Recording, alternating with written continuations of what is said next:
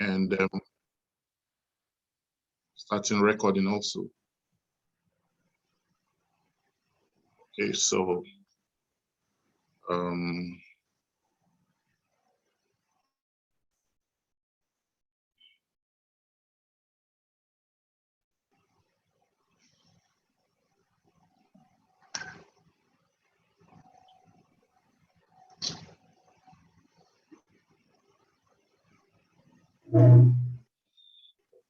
all right, so I think we are good to go. 11:04 or 11:05. We should be taking off any moment from now. We have a total of 31 people right here, right now, 32. And I hope the rest will be able to watch on the other streaming platforms if they are not joining live here. So the webinar goes just traditionally as we know it, and we'll deal with the subject matter itself, and we'll allow questions to come in as the case may be.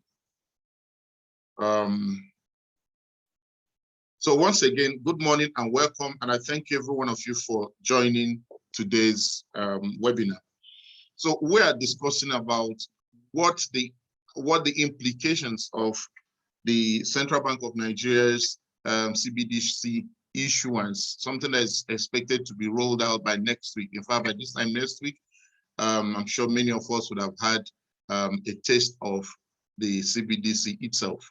So while we are excited that Nigeria is going to be among the very first countries, especially in Africa, the very first in Africa to launch this CBDC, we also are interested in knowing and understanding how this new innovation from central bank will affect us as individuals and as an industry also, especially as most of us here, we are people who are interested in the opportunities that blockchain and crypto assets have provided for us to secure our financial destiny and chart a new course.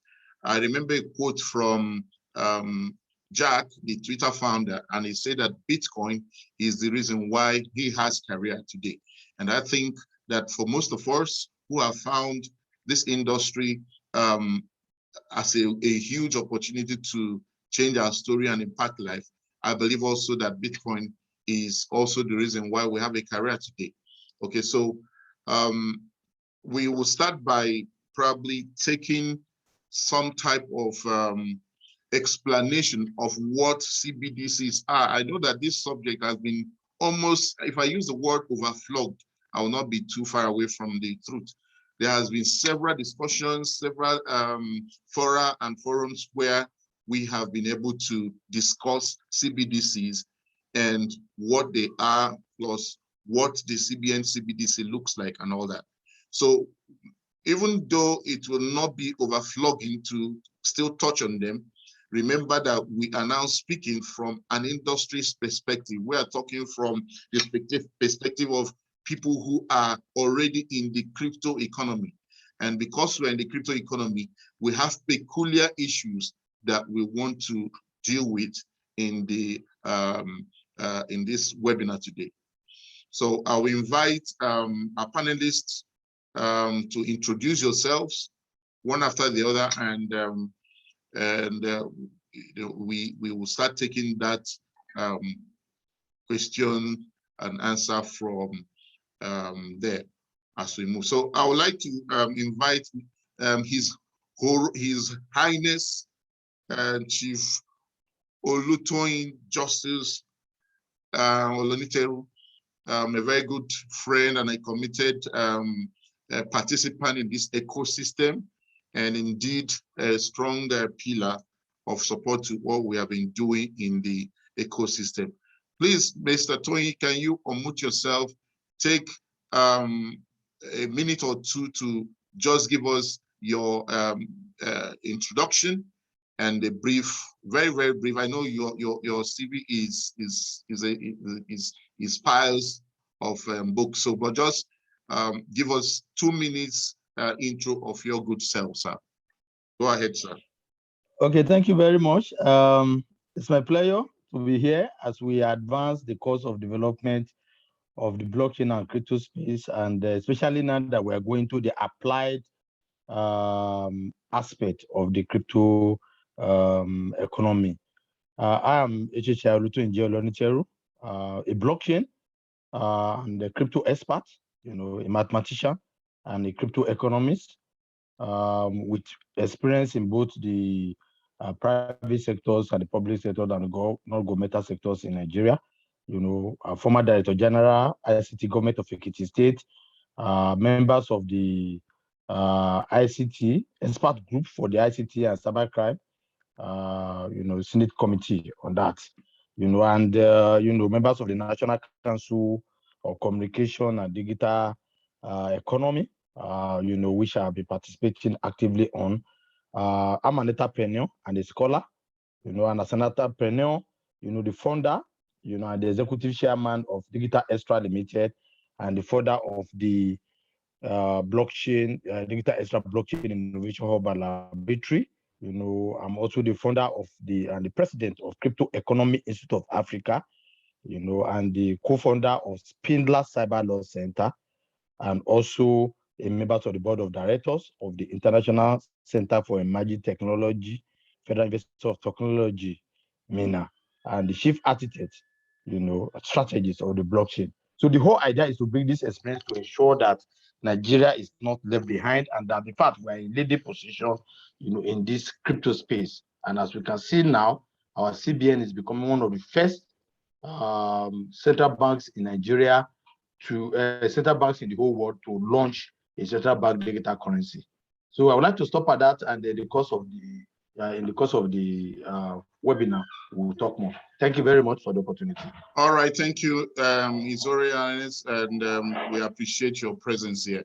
Another person that will quickly move to give us a brief intro is Mr. Deji Owonibi, a dear friend, colleague, partner, and co-laborer in the vineyard of the crypto sphere. Mr. Deji, go ahead and introduce yourself, please. Good morning, Mr. Chuta. This is a setup. This must be a setup. for me to come immediately after Mr. Oleniteru. I'll try. So good morning, everyone. My name is Adedeji Owonibi. I am an enthusiast and a practitioner in many fields. Most notably, most people know me for the crypto investigations, crypto forensic part within our industry. So I do crypto investigations. I support law enforcement in unraveling crypto scams, crypto frauds, and also compliance issues. I've been involved within Nigeria, and I've been involved within the global space to contributing to what we call the travel rule blockchain regulation, which we call inter-messaging standard, while sitting on the AML-CFT working group of the global digital finance. So we somehow, in summary, we model the first standard that we enable people to actually know who they are transacting with and not too anonymous like it is if you are using regulated exchanges. And that is a requirement by the Financial Action Task Force to make sure that we're also gradually becoming mainstream. So if you like, that is like the SWIFT of those days. When there's no NG and USD, there's a confusion. So we're trying to bring that tag to crypto. Back in Nigeria, I've been involved with regulatory activities like the virtual assets regulatory framework of the SEC in Nigeria. I was part of that, Mr. Chuta himself, and a whole lot of industry players. I'm also involved with the National Blockchain Strategy by NIDA, which has been anchored. I think we are coming to finalizing that. And I've been a voice within the our e-Naira activity. They've been dragging us along everywhere to explain what we are. We are not the masterminds, but of course, we can understand that they see us as stakeholders and the reason why we're still here.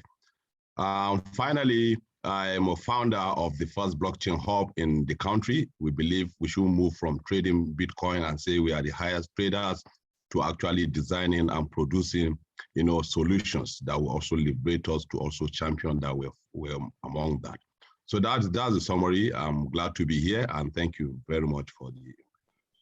Thank you so much. Thank you so much, Mr. Deji. Really appreciate that. You were just a little bit economical with your introduction. We know that there's so much more about you that you have not spoken of. Yeah, let's jump over to Mr. Sheyi Akinaide. Sheyi, it's a pleasure to have you here this morning. Please go ahead and then give us a brief intro in 2 minutes. Thank you very much. My name is Olusheyi Akindende, and I'm going to be brief. I am the Chief Technology Officer of Digital Encode. Digital Encode is primarily a cyber security, organization. Now getting into the blockchain space for the last 5 years. Primarily, we help organize.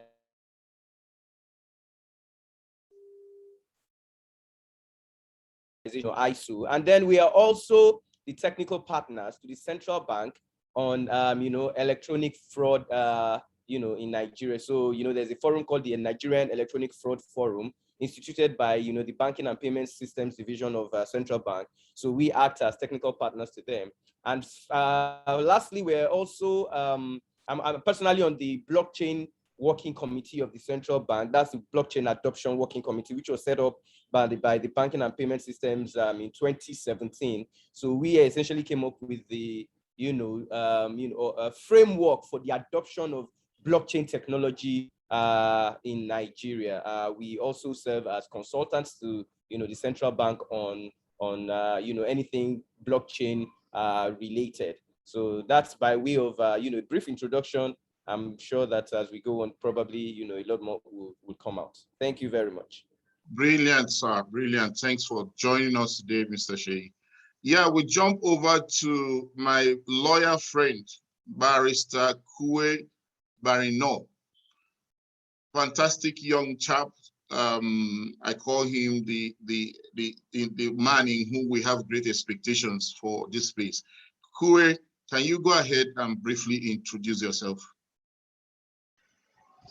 Good morning, and thank you, Mr. Chuta, my boss. I'm really, really grateful for this great opportunity. My name is Kwe Barino Paul. I'm a practicing lawyer, and I've been on the blockchain space since 2017, when I got introduced by Mr. Chuta. I got introduced to the space by Mr. Chuta, and I've worked on a courtesy of the Blockchain Nigeria User Group. I've been privileged to be incorporated on the space. For instance, currently, I am on the Bitcoin executive team. I'm equally on the Bitcoin anti-scam task force. I'm also a proofreader and a contributor on the blockchain business magazine, proudly produced by the Blockchain Nigeria User Group. I've also been privileged to work with a couple of projects, Nigerian projects. They've actually approached me. For instance, currently I'm working with, it's actually a process, and so far so good. I think I've been able to gather a knowledge enough to be a contributor on this space, and I owe all of that to Mr. Chuta and the Blockchain Nigeria User Group. Thank you very much. All right, thank you so much, my lawyer friend. Thanks for the intro. Now we jump over to Mr. Tunji David. We met just yesterday, and I can tell you it was a fantastic experience hanging out with you at Conversity. And we've had a lot of things that you guys are doing, especially within the presidency arena. Thanks for joining us. Please, can you take a moment and introduce yourself, Mr. Tunji David? Good morning, everybody. My name is Olatunji David. I'm an economics by education. I'm a serial entrepreneur. I'm a blockchain enthusiast. I got into the blockchain about 6-7 years ago when I first heard of Bitcoin. And ever since then, I've always had a passion to see how we can use the blockchain to better the lives of Nigerians. I got more interested in the blockchain when presently I own a business called Farmala Investment Limited. Farmala is an agri investment platform. Presently, we have about 14,000 hectares running in Nasarawa State. I think we should be about the 3rd or 4th largest farm owners in Nigeria today. We also have what they call Baticash. Baticash is a payment platform where you do your regular payments, like the airtime and all that. Earlier this year, I thought of the effect of what the blockchain is having on the global economy, how Nigeria is a major participant when it comes to the use case of this blockchain. And I discovered that most of the exchanges that operate in Nigeria or within Africa are basically foreign companies. That prompted us to start what we call Bativault.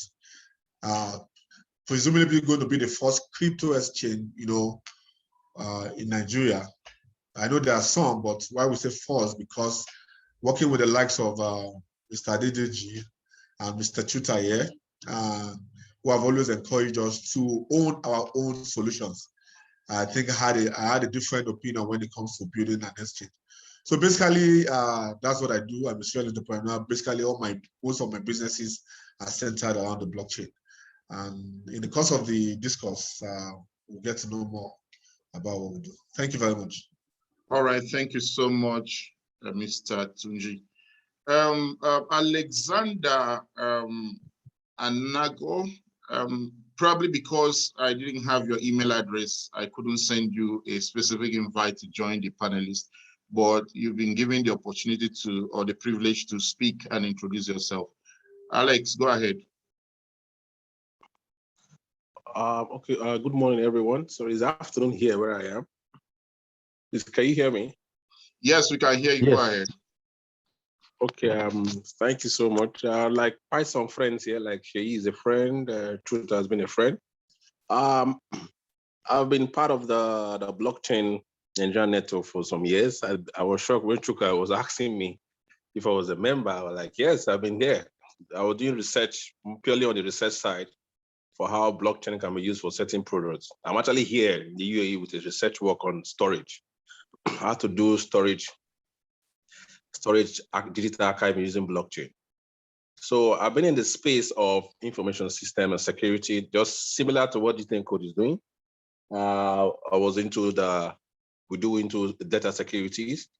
We do with information security. But for when it comes to blockchain, I try to adopt the concept of blockchain around regulation and assurance, because I remember one of the reasons why I'm actually here, I put the topic across to Chukta. I said, Chukta, listen, what is the implication of CBN and cryptocurrency in Nigeria?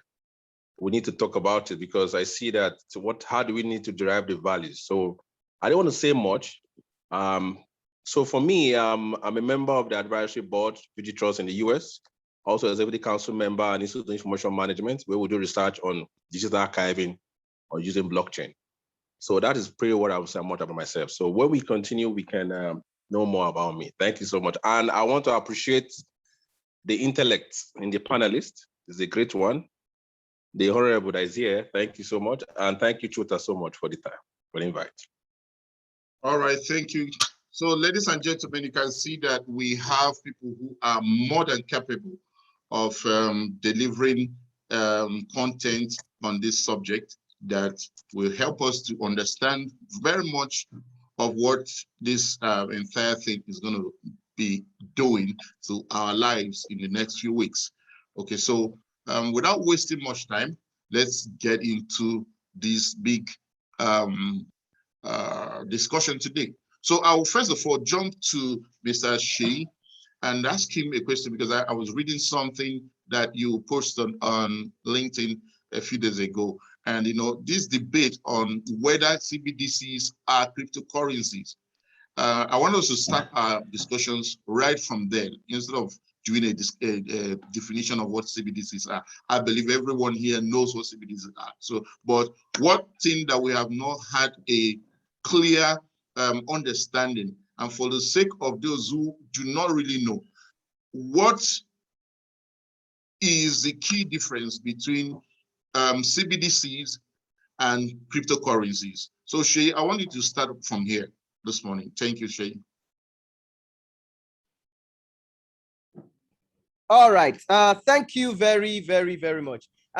You know, the issue of CBDCs being, I don't think is new. If I'm sure, you know, most of the participants here are probably used to, you know, one kind of cryptocurrency or the other on blockchain. I mean, if you've been into the blockchain space for a while, you have probably used something like USDT or USDC. Now, CBDCs are not far away from currencies like that. The only probably difference from USDT, which is a USD digital currency issued by a company, is that this is actually issued by a central bank. And I want to say that the concept isn't really totally new.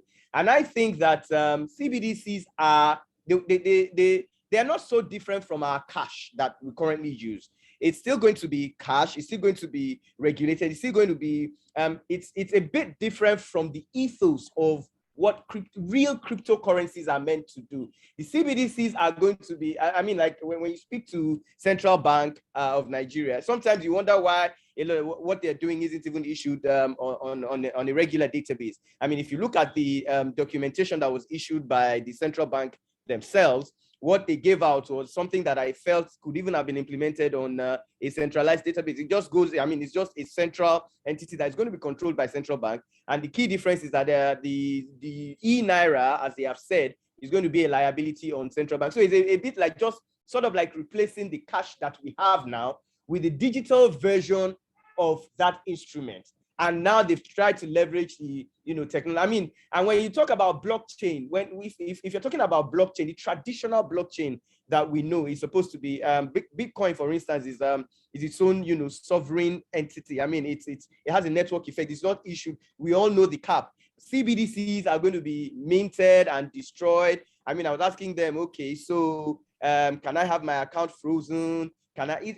I mean, you can have all that. You can have frozen accounts. You can have limits on the account. You can have, you know, certain restrictions, you know, based on certain things. So to me, I feel that, well, this is more like a glorified, you know, database currency that is controlled by a single entity. So the same thing that happens in the traditional sense of fraud and, you know, double spend may, you know, it hasn't been rolled out yet. We haven't actually, you know, taking custody of the wallet too. And I read from it that it's going to be account based as opposed to wallet based. So unlike with what you have with Bitcoin, where you have your private and public keys, and I'm in control of my private key, and I know that, I mean, the sole custody of that private key is with me. I'm not sure how the, you know, the central bank digital currency, since they said it's going to be account based and it's going to be tied to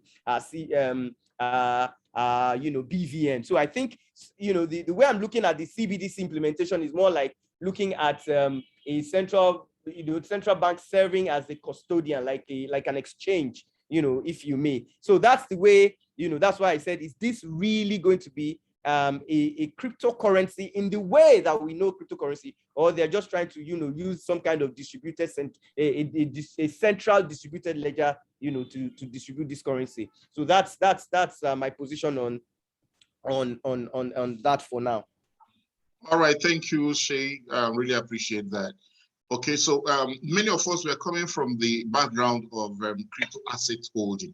You know, I have always quarreled with the nomenclature that we have been eventually been left with to grapple with crypto assets, because many of them are not currencies, really. Most of them are not currencies. Like if you look at Ethereum, you look at BNB, you look at Cardano, and most of these other assets, they are not currencies. So we can't even call them cryptocurrencies if we want to get the exact description of what those asset classes belong to. You know, so personally, I think that if we're able to change the nomenclature, probably we're choosing to call them crypto assets instead of cryptocurrencies, because it's not every one of them that are designed to be currencies.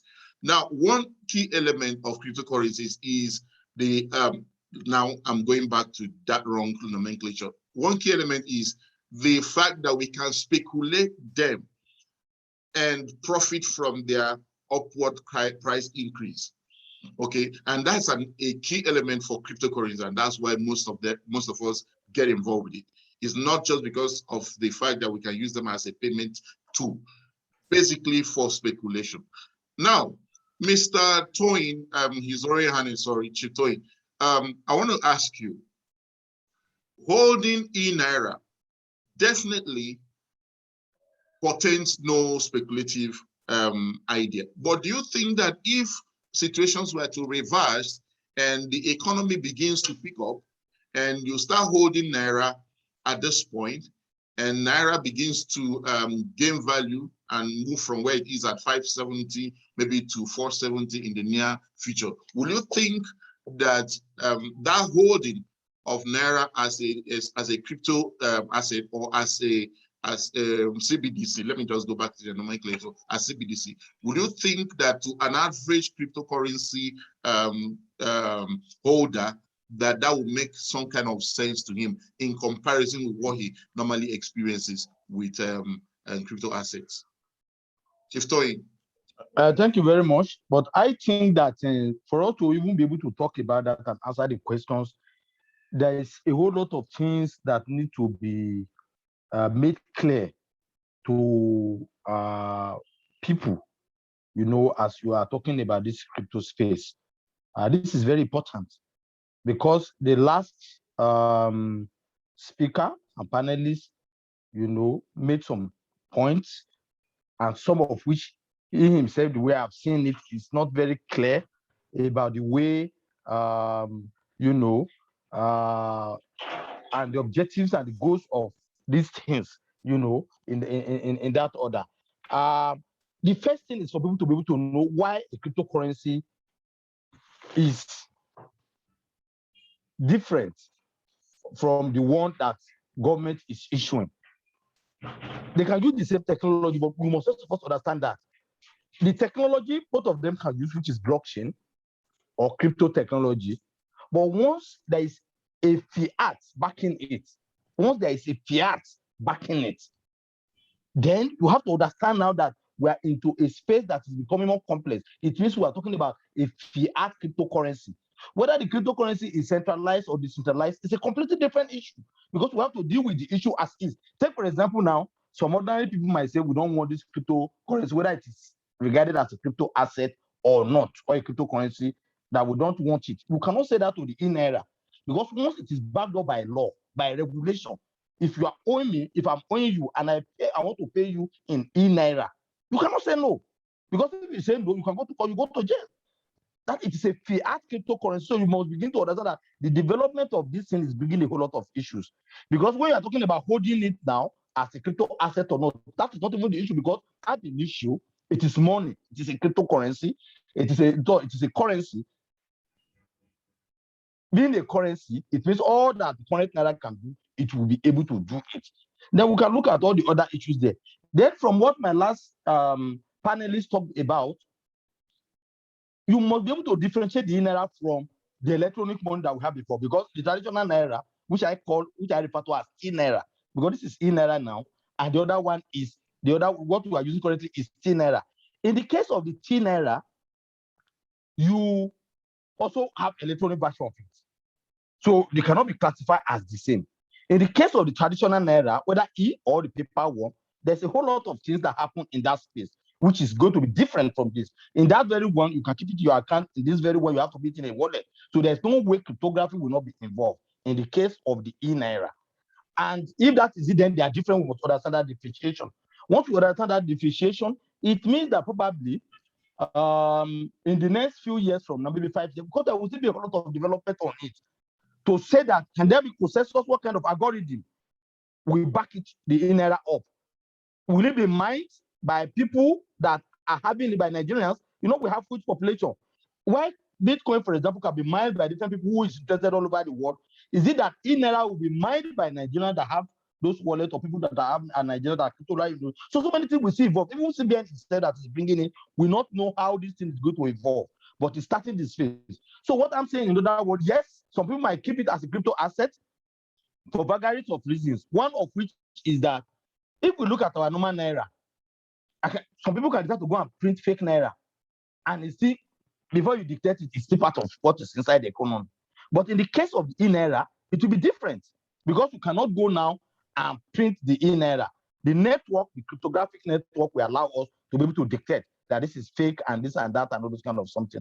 Then two, when the INERA come on board, it's going to be significantly different from the T-Naira, which is the traditional Naira that we have now. Because how will people, let's say politicians or some people want to be mischievous, go and keep Naira that they keep, or other guys inside the farm or inside the house, create a water tank or something and keep physical something there. This one, it's not possible. You cannot go and keep the INERA in a tank. It must be on your wallet. If it's your wallet, the government can see. So what I'm trying to say in other words is that we must be patient to understand that this one is what can easily drive the cashless policy that we're running in Nigeria more.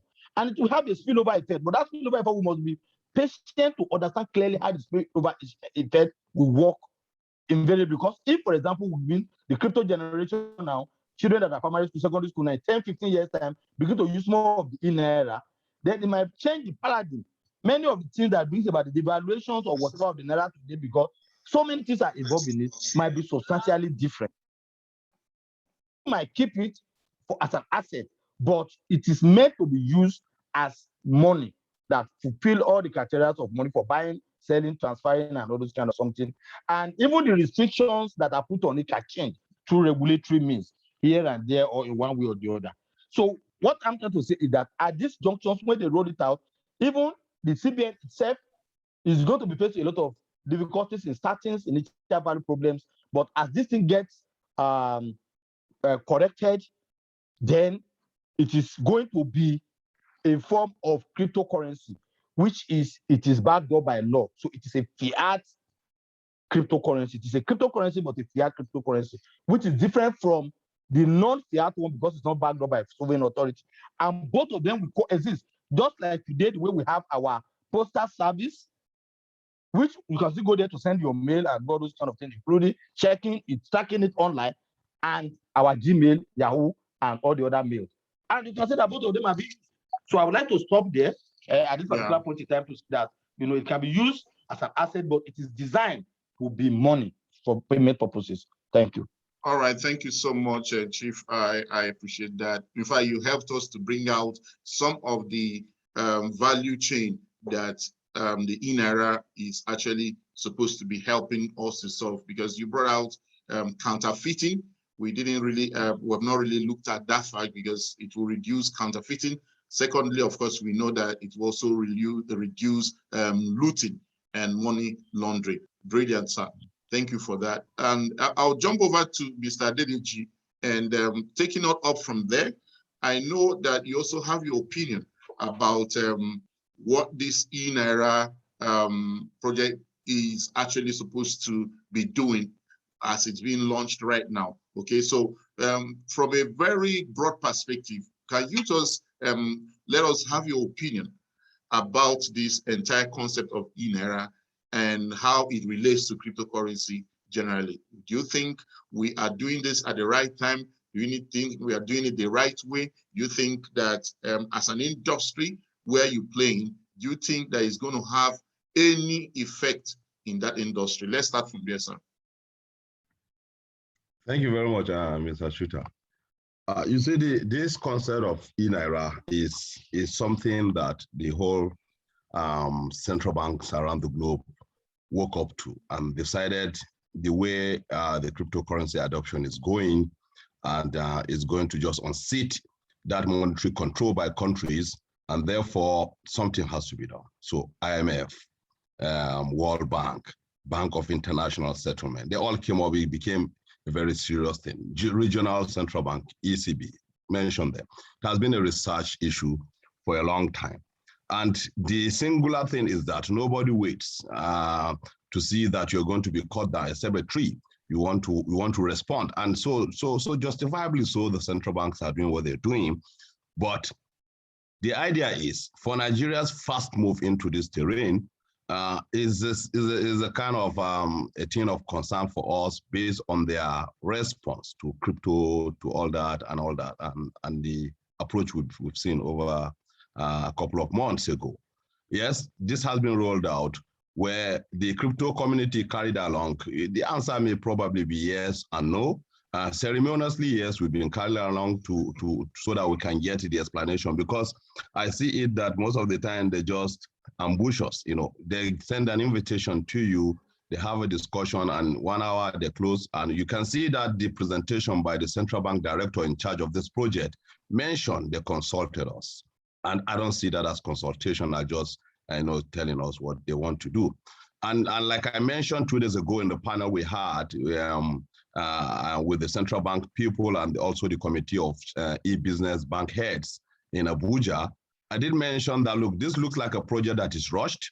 It looked like a project that somebody just wanted it done and it has to be done 1st October. Somebody want to be reading from the mic to say we have done this.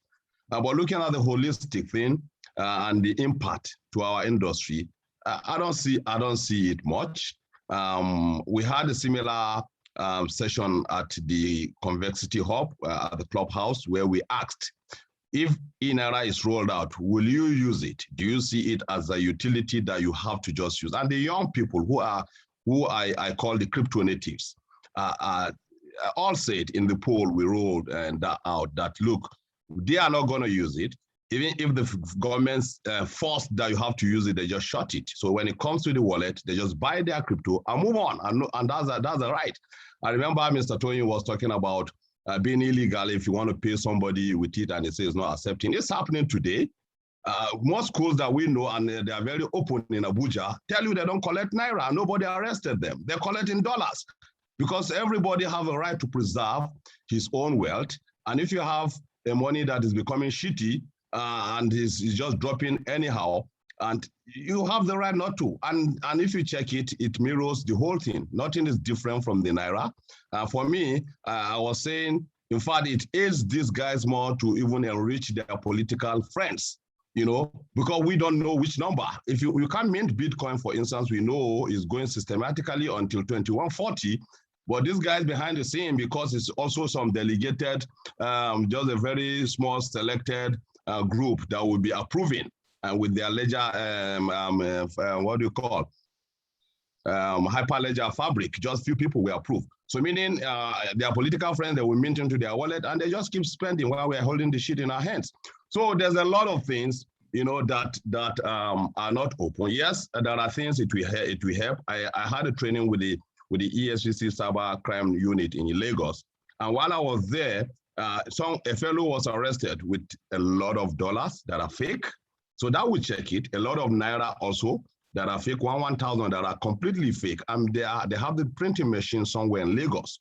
So that will check it, like Mr. Toyendi alluded to. That will check counterfeiting. That will check the cost of printing for that Naira, because of course we know that the cost of printing those notes are actually even higher than the notes value itself, the face value. So that will be checked. I argued in the panel we had 2 days ago, and I said that is not going to increase financial inclusion. They have been mentioning that. They have been mentioning financial inclusion each time they do presentation, and I completely disagree with the leadership of the central bank.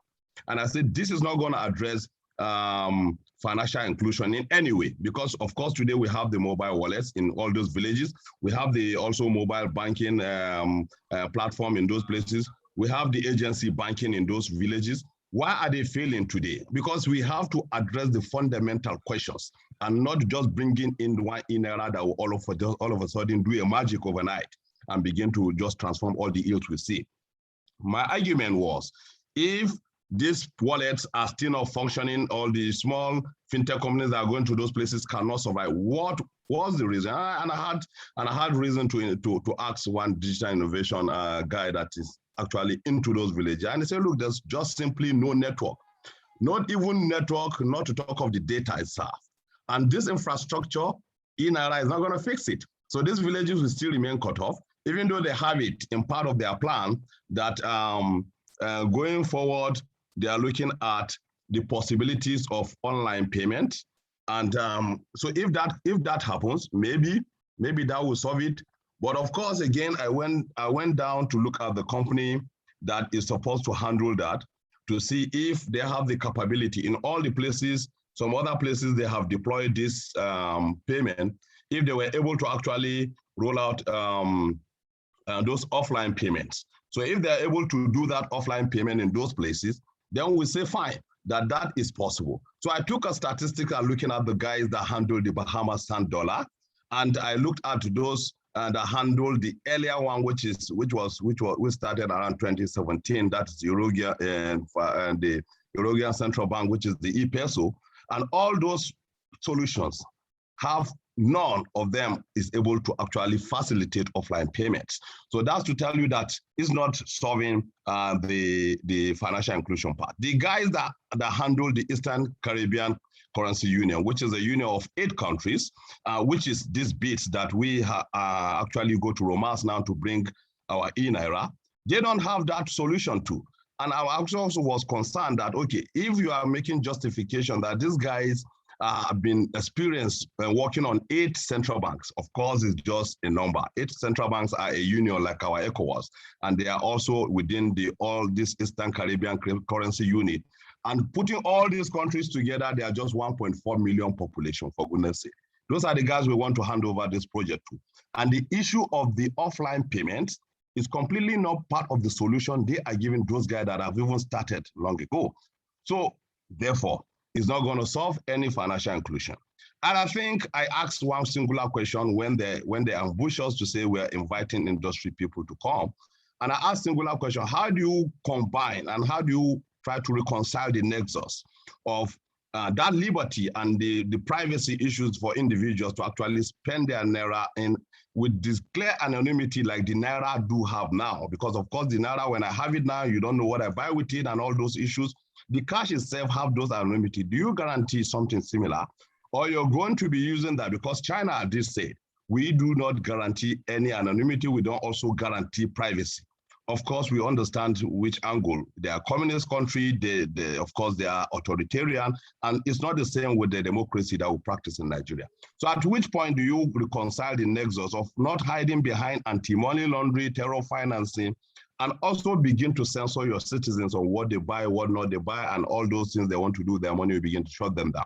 At what point do compliance and this individual privacy, get reconciled on this network? Of course, they couldn't answer that.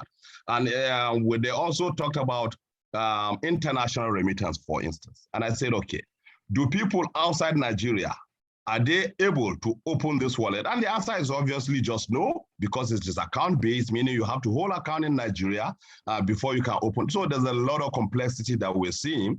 But the positive we've mentioned, it is printing of money. It will also guide counterfeiting. It will also ease faster remittance. Of course, even though that is not a problem that we see as Nigerian, faster transactions between ourselves, we take it for granted. And I did share 2 days ago that during my MSc in France, a lecturer that was taking us a course called Banking in the Era on FinTech.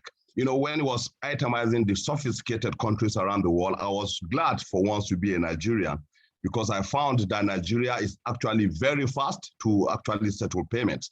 So meaning you can walk into the shop and say, look, I will do a transfer to you, and you actually do the transfer and it will hit now.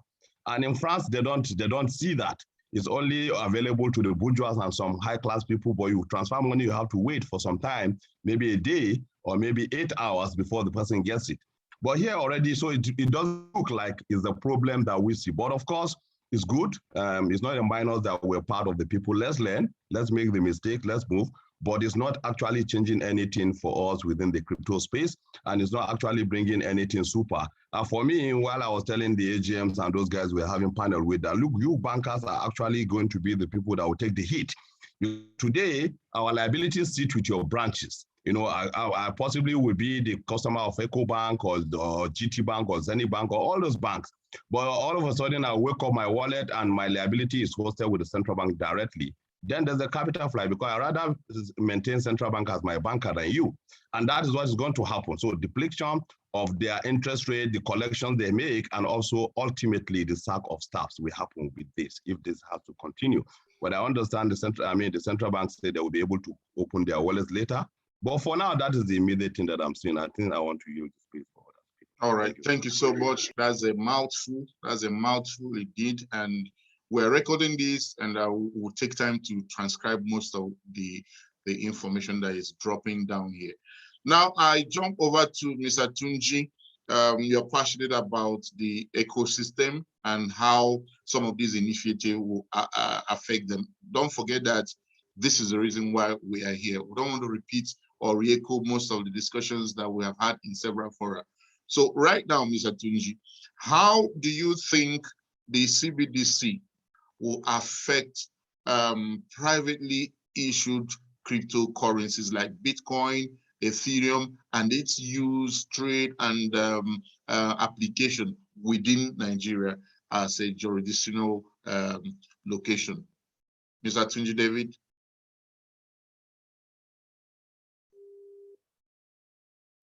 Tunji, are you there? Sorry, please you might yourself. have to take that question again. Yeah, I think. Okay. Yes, okay. Can you hear me? Yeah. Yes. I'm asking, we are now back to the key subject matter of this discussion, which is how will CBDC issuance affect privately issued cryptocurrencies like Bitcoin, Ethereum, and every other one of them? I mean, definitely this industry will not be as is once CBDC arrives. So what is your expectations? How do you think is going to affect this industry and its asset holders? So let's start from there, because we just heard a few days ago that I think yesterday or thereabout, what China has done again, okay? Every time we hear that they have banned crypto, the fact they banned crypto for 1,000 times. What do you think is going to be the scenario that will play out in the next few days as the CBDC gets launched? Okay, thank you very much. First and foremost, I want to say that there's a lot of difference between the CBDC and most of the cryptocurrencies we have, especially with respect to Bitcoin, Ethereum, and most of those cryptocurrencies that have use cases. Like now, a lot of people go into cryptocurrencies not because of the speculative aspect.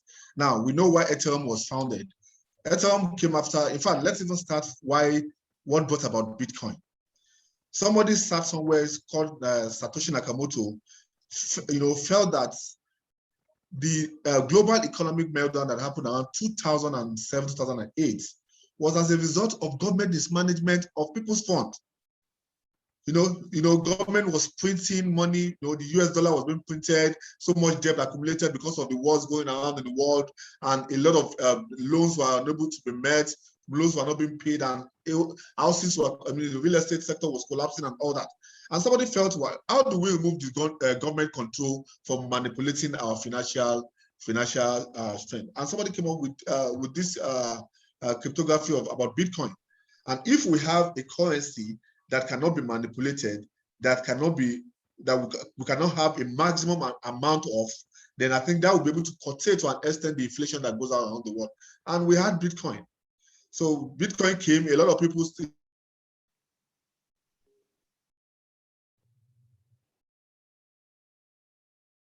government raised eyebrows. In fact, you mentioned, hello, can you hear me? We can hear you. You mentioned China's recent clampdown on cryptocurrencies. Yeah, China has been banning cryptocurrencies for like how many years now? It's 2013, 2015.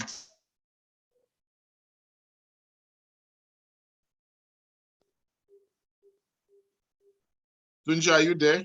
2017, up to anything. Yes. Hello?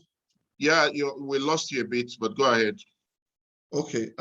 So what I'm just trying to say is China keeps banning these cryptocurrencies, and it still doesn't change anything. Yes, it affects the market. The market drops and picks up again. Now, why am I trying to say that there is a difference between the CBDC in era and the cryptocurrency? For example, Ethereum was built basically for the purpose of smart contracts, where other cryptocurrencies can be built. So it's Ethereum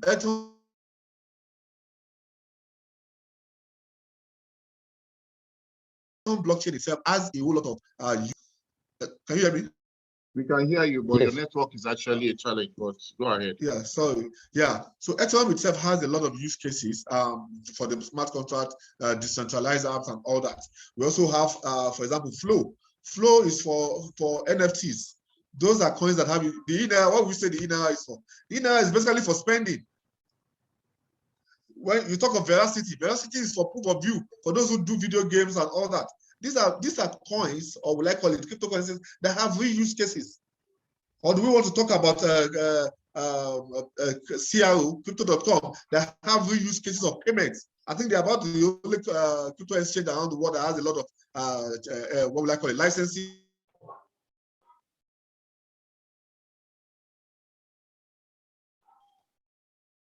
Tunchi, we are missing you again. Some of the islands and Caribbean.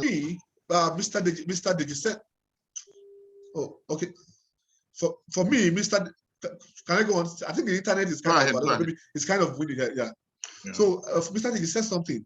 He said, nobody can tell me how I should spend my money. The CBN can wake up today and tell you that they are going to be minting 1 billion of those in there, and you can't do anything about it. You understand? So, but for me, I have my own assets. That's why they call it decentralized finance. I have my own asset. I have my private keys to myself. Nobody can manipulate it. Nobody can wake up one day and wipe it off the wallet. You understand? So there is a lot of differences. The e-naira basically is meant. It's just like the normal fiat naira. The e-naira is going to be backed by fiat money. That's the truth. So for me, it doesn't really have much effect, and I think the government will do a lot to even have to support.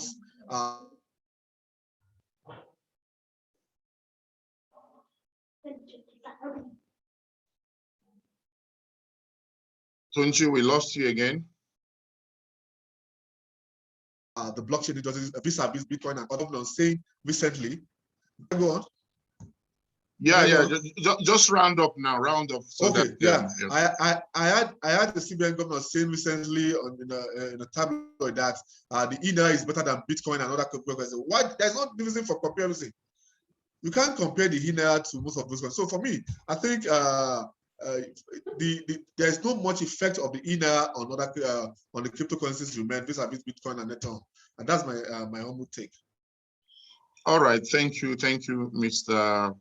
Tunji. Really appreciate your point of view. You know why I'm trying to push our discussion to return to the key subject matter that we have already defined is because most people have had so much discussions already around the CBDC issuance. So while we acknowledge that many of those information are not particularly correct and we need to straighten them out, I also want us to really get to the meat of this, which is the impact it will have. And Tunji, according to you, it's not going to have much impact. But we have all got to agree to one thing, that the purpose of CBDC is to checkmate cryptocurrencies. I mean, there is no way around it. It's primarily the intention of central banks to retain controls of the people through the control of the money in the jurisdictions where they find themselves, whether it's in Nigeria or in Ghana or in South Africa or in America or wherever it is. The primary purpose is to retain control and checkmate and reduce the proliferation of crypto, privately issued cryptocurrencies into their domains. Okay, and that is a source of concern because don't you think, now I'm going towards Mr. Kue. I want to give you opportunity to air your view, not necessarily legal, but don't you think that systematically we'll be finding ourselves, because the reason why the hostility has not really been intensified is because the alternative to crypto has not yet been birthed. But now that the birth of an alternative digital assets for people to use for payments and for transaction is being released, why do you not think that we're going to be seeing increased hostility coming from this industry? Or do you think they will be comfortable with having the two exist in pari passu, as the case may be? So Kue, I know you always come up with brilliant positions. So let me hear your perspective. I'm sure a lot of people will be excited to hear you. Thank you very much, sir. Before I address that, I would like to make something clear about the nature of the CBDC, whether it is cryptocurrency or not. We should understand that there are two factors that determine if an asset is a cryptocurrency.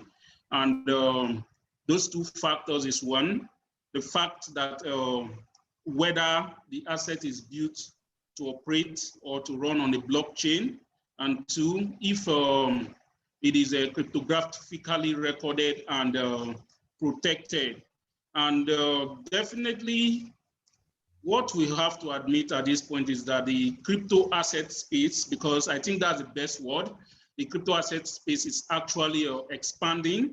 You know, we just started with the Bitcoin, which was a cryptocurrency, and then we grew to the Ethereum, which was a utility token, which maybe you could refer to as a crypto asset. And, you know, there could be crypto security. I think crypto securities could exist as we speak.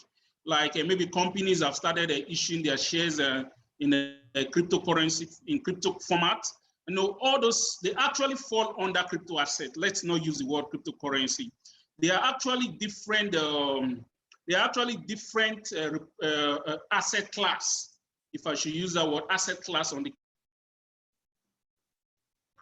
crypto space, like the cryptocurrency, the utility token, and now cryptocurrency is not whether or the asset is actually fluctuating or it will add value or not. The basic question is if it's built on the blockchain and if it is cryptographically secured. And if we are to apply that definition, we agree that the CBDC is a cryptocurrency. And on the other hand, the first speaker made reference to the e-Naira as being similar to the Tether, that's the USDT. The USDT and the e-Naira doesn't really, they are not of the same asset class. Reason being because the e-Naira is a currency. It is a currency as per currency, while the USDT is a derivative of the dollar. The USDT is not the dollar, but the derivative of the dollar. But the e-Naira is Naira on the blockchain. So those are the key differences. Now, to the question as to if the e-Naira or the CBDC, because it's not just Nigeria, we have several central banks across the world putting in efforts to issue their own CBDC. You know, so the question as to whether this CBDC they will be able to coexist alongside the normal crypto asset, the community issued crypto asset.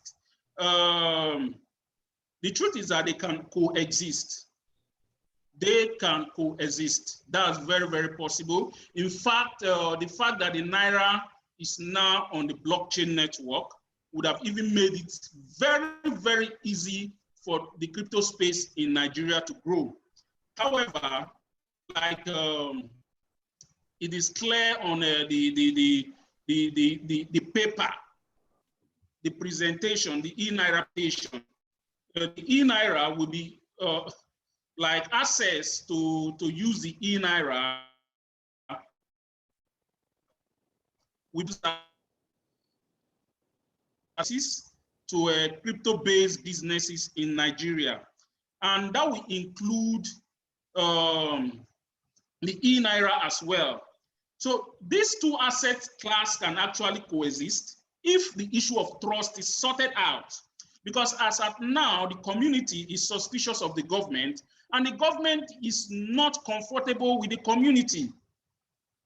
The government feels the regulators, or let's say the apex banks, feel like the community-generated currencies are a threat to their power, are a threat to their control of the various economies. So they feel like the best way to actually deal with it is to fight it. And then the community, of course, haven't seen the precedents of the regulators so far, are suspicious. And that is why they are hostile towards the issuance of any CBDC.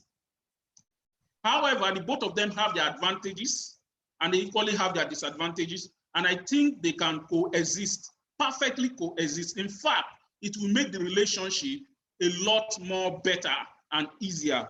However, due to the suspicion we are having, we don't know what these central banks have up their sleeves. We don't know if they're actually bringing, moving the fiat currency to the blockchain space in order to be able to be well positioned to fight the blockchain, the community blockchain services. We don't know what their intentions are. So it is until those intentions are clear that we can actually determine if they can coexist. But the truth is that no matter what these central banks, these regulators do, no matter what they do, the community will continue to exist. Because one of the benefits of the community is economic growth. And when I say economic growth, I mean the financial benefits that comes with you maybe holding a particular asset class. And if you happen to hold the Naira as a cryptocurrency, if you happen to hold the Naira as a crypto asset, the truth is that as far as this Naira continue to fall, you continue to lose your money. And no one that have tasted the joy of Bitcoin, the joy of Ethereum, the joy of BNB, we want to put their money into an asset that instead of increasing, will be reducing their economic value. So definitely the community will keep on holding on to the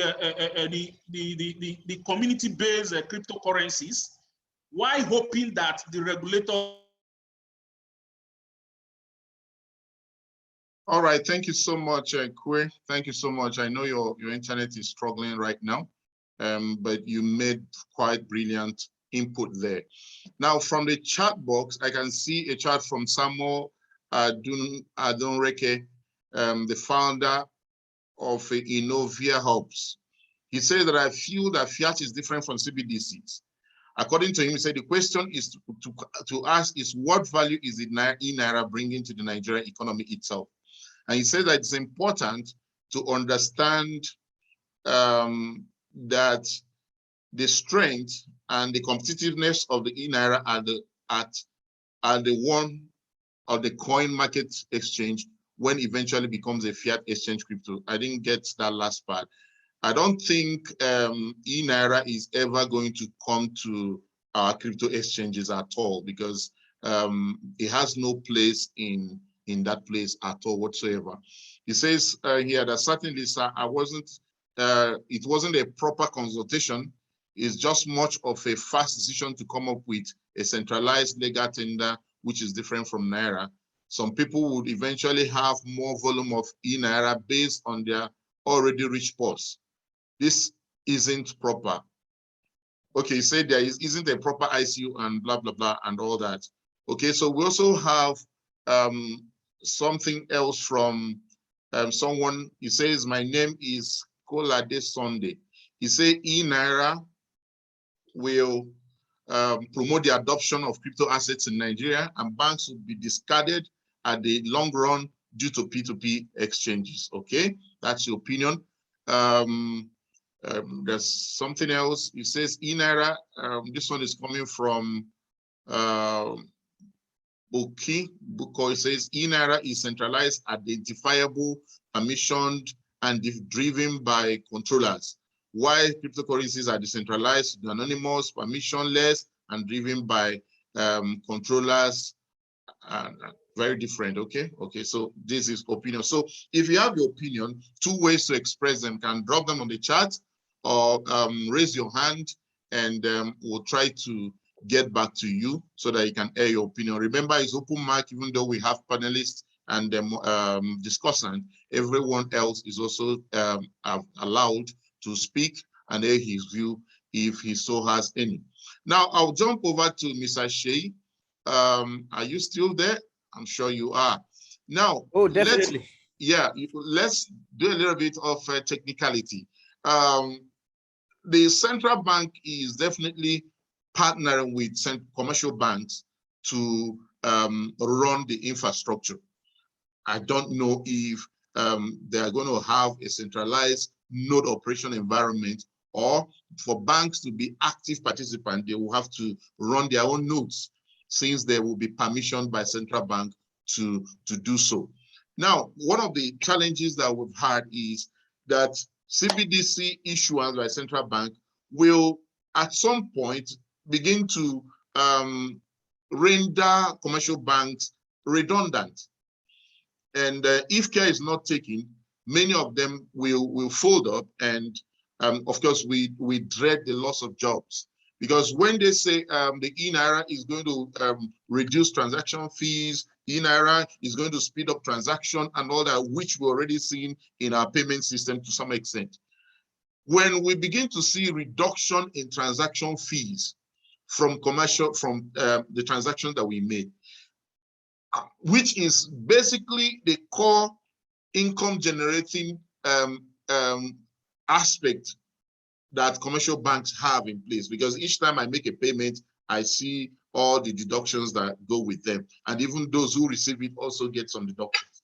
Now, when they lose the opportunity to do this because of increased adoption of the e-Naira, which will be peer-to-peer, what effect do you think is going to have in the labor market?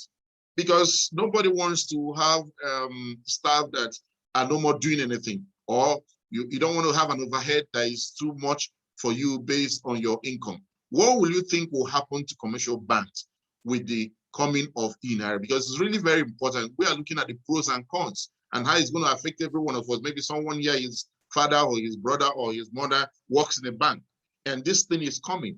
So can we look at it? Because we don't have to wait until this thing happens, otherwise we'll be victims. But we can plan ahead of time. We can understand what's going to happen and begin to position ourselves on what we need to do. So that's where I wanted to jump in on, Mr. Sheikh. Yeah, Sheikh. Oh, in fact, you have made a very strong point for the banks, because it's a bit like from the way I'm saying it. In fact, not just from the way I'm saying it. If you look at the document issued by Central Bank on the Project Giant, it's like they are competing with the banks. It's almost as if they are going out of their way to compete with the banks on like 2 levels. Now, the first level is Central Bank is saying that the e-Naira is a liability of the central bank. So what is the impetus for me as a customer of a bank to leave my money in a Zenith bank or in a Guaranteed Trust bank, when I know that if a Guaranteed Trust bank goes out of business tomorrow, they are only insured up to a certain amount of 500,000 naira. Exactly. So even if I have a million naira there, or 2 million, I'm only guaranteed the first 500,000 naira, which makes that, the first 500,000 different from another 500,000. But if a central bank is coming out to say, if I use e-Naira, and of course it is the Central Bank of Nigeria issuing the e-Naira, and unless the central bank goes out of business, which I don't think there's any central bank that can ever go out of business, I am more comfortable storing, my e-Naira. I'm more comfortable saying I'm receiving my salary, or I'm receiving payment, or I'm receiving, any kind of thing in e-Naira, since I know that it is a liability of the central bank. Now, secondly, if central bank is going to be issuing this currency, if you look at the Project Giant, I think what the central bank is trying to do, not to compete with the banks, is that in the roles, and I don't know if you have the document, on the roles and responsibility and participants and rules, they made financial, there are 5 stakeholders: monetary authority state, suit, financial institution, e-government, business and merchant, as well as retail. Now, in the financial institution, which is the second layer, they made them, there are 2 primary things they're going to do. They're going to request the currency from central bank, and they're also going to be able to issue stable coins. So what I'm thinking would happen is if I bank with, say, a Zenith Bank, and Zenith Bank has issued, taking custody of e-Naira from central bank, Zenith Bank can actually issue an e-Zenith Bank coin, like a Zenith coin, on the back of that is collateralized by e-Naira. So if I'm a Zenith Bank customer, I might have a Zenith Bank e-Naira type wallet that is going to be holding Zenith e-Naira or something like that. So if I go to a merchant, I can spend my Zenith e-Naira that is backed by the e-Naira. So the banks are going to be able to issue, because this is actually a central bank document, they're going to be able to issue their own stable coins on the back of the e-Naira that they have, in order for them not to go out of business. And I'm still also struggling to know how that will work. If a central bank is going to have a speed wallet that I can download, what is the impetus? So it's easier for, I think there's going to be a lot of bank run if care is not taken. A lot of people are going to go to the bank and or go to ATMs withdraw the cash they have in there and go and convert to e-Naira. And at the end of the day, I'm also thinking, when people say that it is fiat backed, the whole essence of this e-Naira is for central bank not to even issue, maybe over time, maybe in the next 50 years, in the next 100 years, there won't even be a physical Naira note again. Everything is going to be issued digitally. Everything is going to have that. So at the end of the day, I think it's going to have a telling effect, because central bank with the e-Naira is not going to serve as because it's going to be a payment system. So what's the essence of having a national switch like we currently have with NIBS? It also means that NIBS is going to be, out of business. Secondly, it's also going to mean that even things like Nigerian Deposit Insurance Corporation, NDIC, will be out of business, because if e-Naira is, issued by central bank and it is backed by central bank, and I know that central bank will never fail. So what are they insuring? So it's going to have a far-reaching effect if care, is not, taking, and if they don't get people on board, right now. And I think the banks are, I even think that some of the banks should be, championing this kind of cost to ensure that the whole financial system isn't overrun. Now, we know that with the banks, what the difference between the e-Naira and what I have in my bank account now is that banks are, if you're issuing e-Naira, how about things like loans? I know that with banks, you can issue loans and it is fractional reserve. So I take in my money, they take my money, I give it to somebody who wants to use it to do business at a different interest rate, and they profit from it. How are people going to profit from, what I mean? We're going to be thinking, we have things like bonds, we have things like treasury bills. How is e-Naira going to facilitate, a whole lot of that? If I loan e-Naira, if I go to the bank and I loan e-Naira from a bank, how am I going to be expected to pay back? Some of these things we are just focusing on the payment system now, using it to pay merchants, using it to pay school fees. But there are also a lot of financial, products that are built around, the regular, Naira. It's going to take the banks out of business if central bank is going to be doing that. So I think that, like you said, it's going to have far-reaching effects. And if I were a banker, I would probably be worried about my job. That's the honest truth.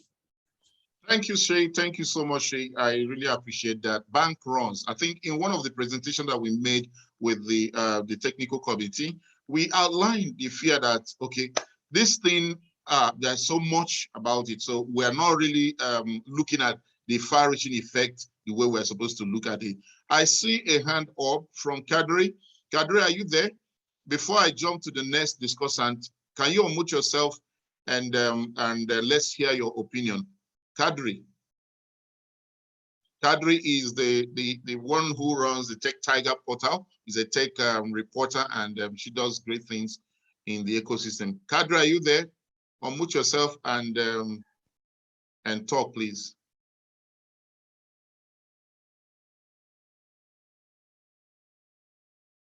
Kadri, are you ready? Okay, while we're waiting for her to unmute herself, let me jump to His Royal Highness.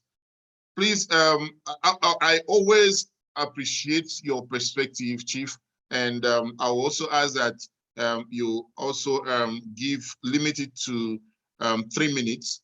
I think in 3 minutes we'll be able to get your opinion.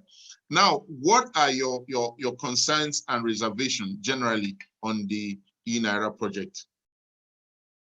Thank you very much. I think that the e-Naira is a right way to go even though the central bank itself doesn't understand fully what it is trying to do. I have had comment from the other commentators, from the other panelists and discussants, which is very good. I can understand their fear, but I think that they do not understand Nigeria very well. They've spoken very well, but unfortunately, they do not understand Nigeria very well because they are looking at Nigeria from maybe Lagos and Abuja perspective. They are not looking at Nigeria from a Nigerian perspective. The first thing that comes to me is what is bad in banks going down? What is bad in it? Just like Nitel went. If okay, a lot is bad. I have 100 million naira and the bank goes down and I can only claim 500,000. Let me explain so that you get the point. You are not. Let me explain to you so that you get the point. I need to get that point too. Yes, because it is very important. Because I'm talking now as an economist. I'm talking from a macro analysis of the economy. Today, a lot of bank branches are not working again because those people there have nothing to be doing there. So we have lost jobs in those bank branches. If you go to Okwebi and some other places, you see Abuja, even my bank, Sterling Bank, Access Bank, I can mention them as their customer. Some only ATMs are there with the security guard. So a lot of bankers have lost their job as we speak today. But a lot of jobs have also been created. So when you are having this kind of discussion, there must be a comparative analysis. How many POS ATM points do we have throughout Nigeria? In my village alone, I know how many. In the next village to my village, I know how many. They are also bankers. We call it street banking. These are solutions we developed when I was in the private sector, when I was in Three-Line Card Management Limited, when I was in ATM Consortium. I know that a lot of things that the banks are doing that they're going to have problem with it. So we are creating employment in the rural areas where people stay there now with the OS, do payment, do transfer, do all those things. Whereas few people in the centers that works tie and all those things in bank branches say they lose job. So for this kind of discussion, which is very good that you have brought in here, is that economists now need to come up to say, okay, how many jobs did we create by virtue of these branches losing those people? Then we look at the aggregate, we look at the result to make informed decision because Nigeria is not just about Lagos, Abuja, and a few cities. So in that same space that we are talking about, when you are talking about the bank themselves, how many times has my bank given me loan? It is under 20 minutes I can go to pay later, and so I collect loan. To collect loan from my bank, my salary goes there. Recently, I do go to the bank. The banks are used to do things that I don't know. Maybe give it to people that are doing oil well and all those things. Make profit, keep the profit to themselves. They don't serve me under whatever purpose. I can give if the CBN and the banks are here. I can give you very full details. I can give an example of the same Access Bank. I know how much money into millions of naira that my companies have given to that have gone to Access Bank. Access Bank cannot even give us overdraft. If we want to pay, maybe we have a delay in cash flow and we want to pay staff salary. So as far as I'm concerned, in my personal opinion, if banks want to go into oblivion, they are free to go into oblivion because they are useless and they are of no purpose. They are not doing proper banking. They are not supporting agriculture. They are not supporting anything. You put your money there on the aggregate through crowdfunding. They collect the box something. They give it loan to what they like. They are buying cars. Only the executive directors and the owners of the banks are making money. They manipulate a whole lot of things. So what I'm saying is that we should tell ourselves the bloody truth. Why should out of the 100 naira or 60 naira that I paid at the ATM, insurance will get from it, acquire will get from it, switch will get from it, processor will get from it, my bank will get from it, so will get from it. So now you want to look at it from the economic perspective that if I have naira and I send money, my whole 50 naira, I send it to you, Mr. Tuta, you get your whole 50 naira. None of my money is deducted. On the aggregate throughout the whole country, how much do we as Nigeria now lose? And why should that money be going to a bank that few people are using for nonsense? So, sincerely speaking, we must have very frank talk in this. If the banks want to go down, I mean, what is the staff strength of the banks that we have in Nigeria compared to artisans?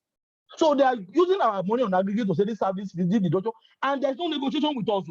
If they want to say ATM charge, mobile charge, this charge, they not with me, whether it's talking whether I want or I don't want. But they're just deducting it's stealing. I can still keep my money in my farm and do the whole thing there. So, personal opinion, Nigeria is more than the banking industry. Nigeria is more than the central bank itself. So we should be more interested in the macroeconomic issues, the aggregate. Taxations, how do we collect money from capital centers and many of these other things? That if even though CBN want to make sure that it control the private crypto space, it cannot do it. It's going to generate it more.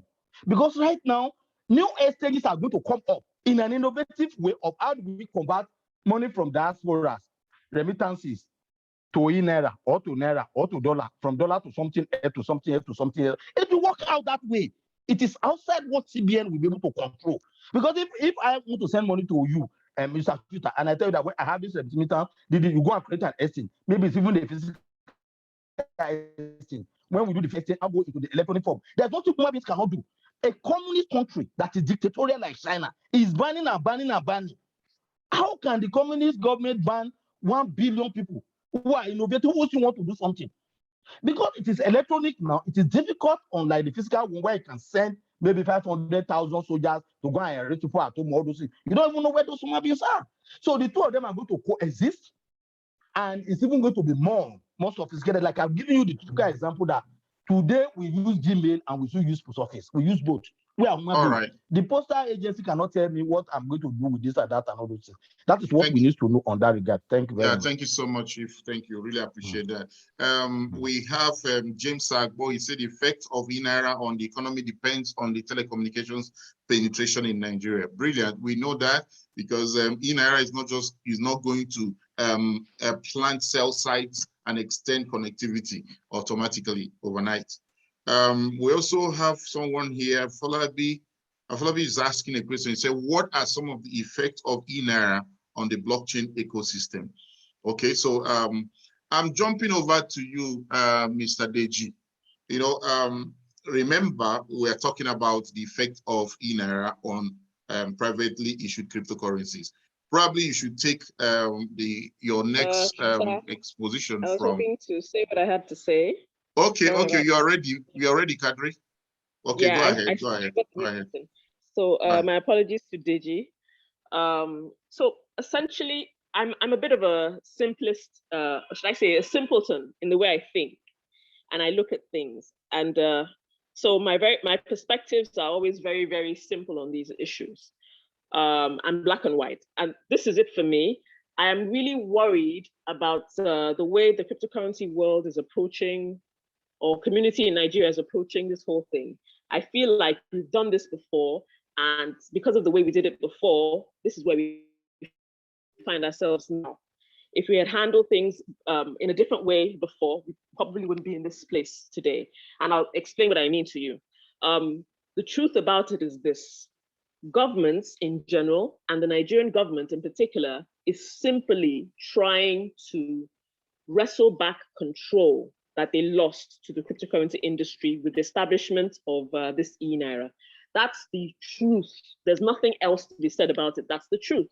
So perhaps it is time for us to stop, forgive my saying this, being politically correct and investing our time looking at how it can be positive or favor us and so on and so forth.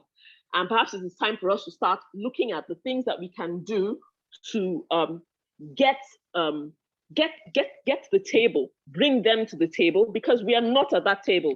They might be calling us from time to time to be part of this meeting or to listen to what they have to say or this and that, but we're not on that table.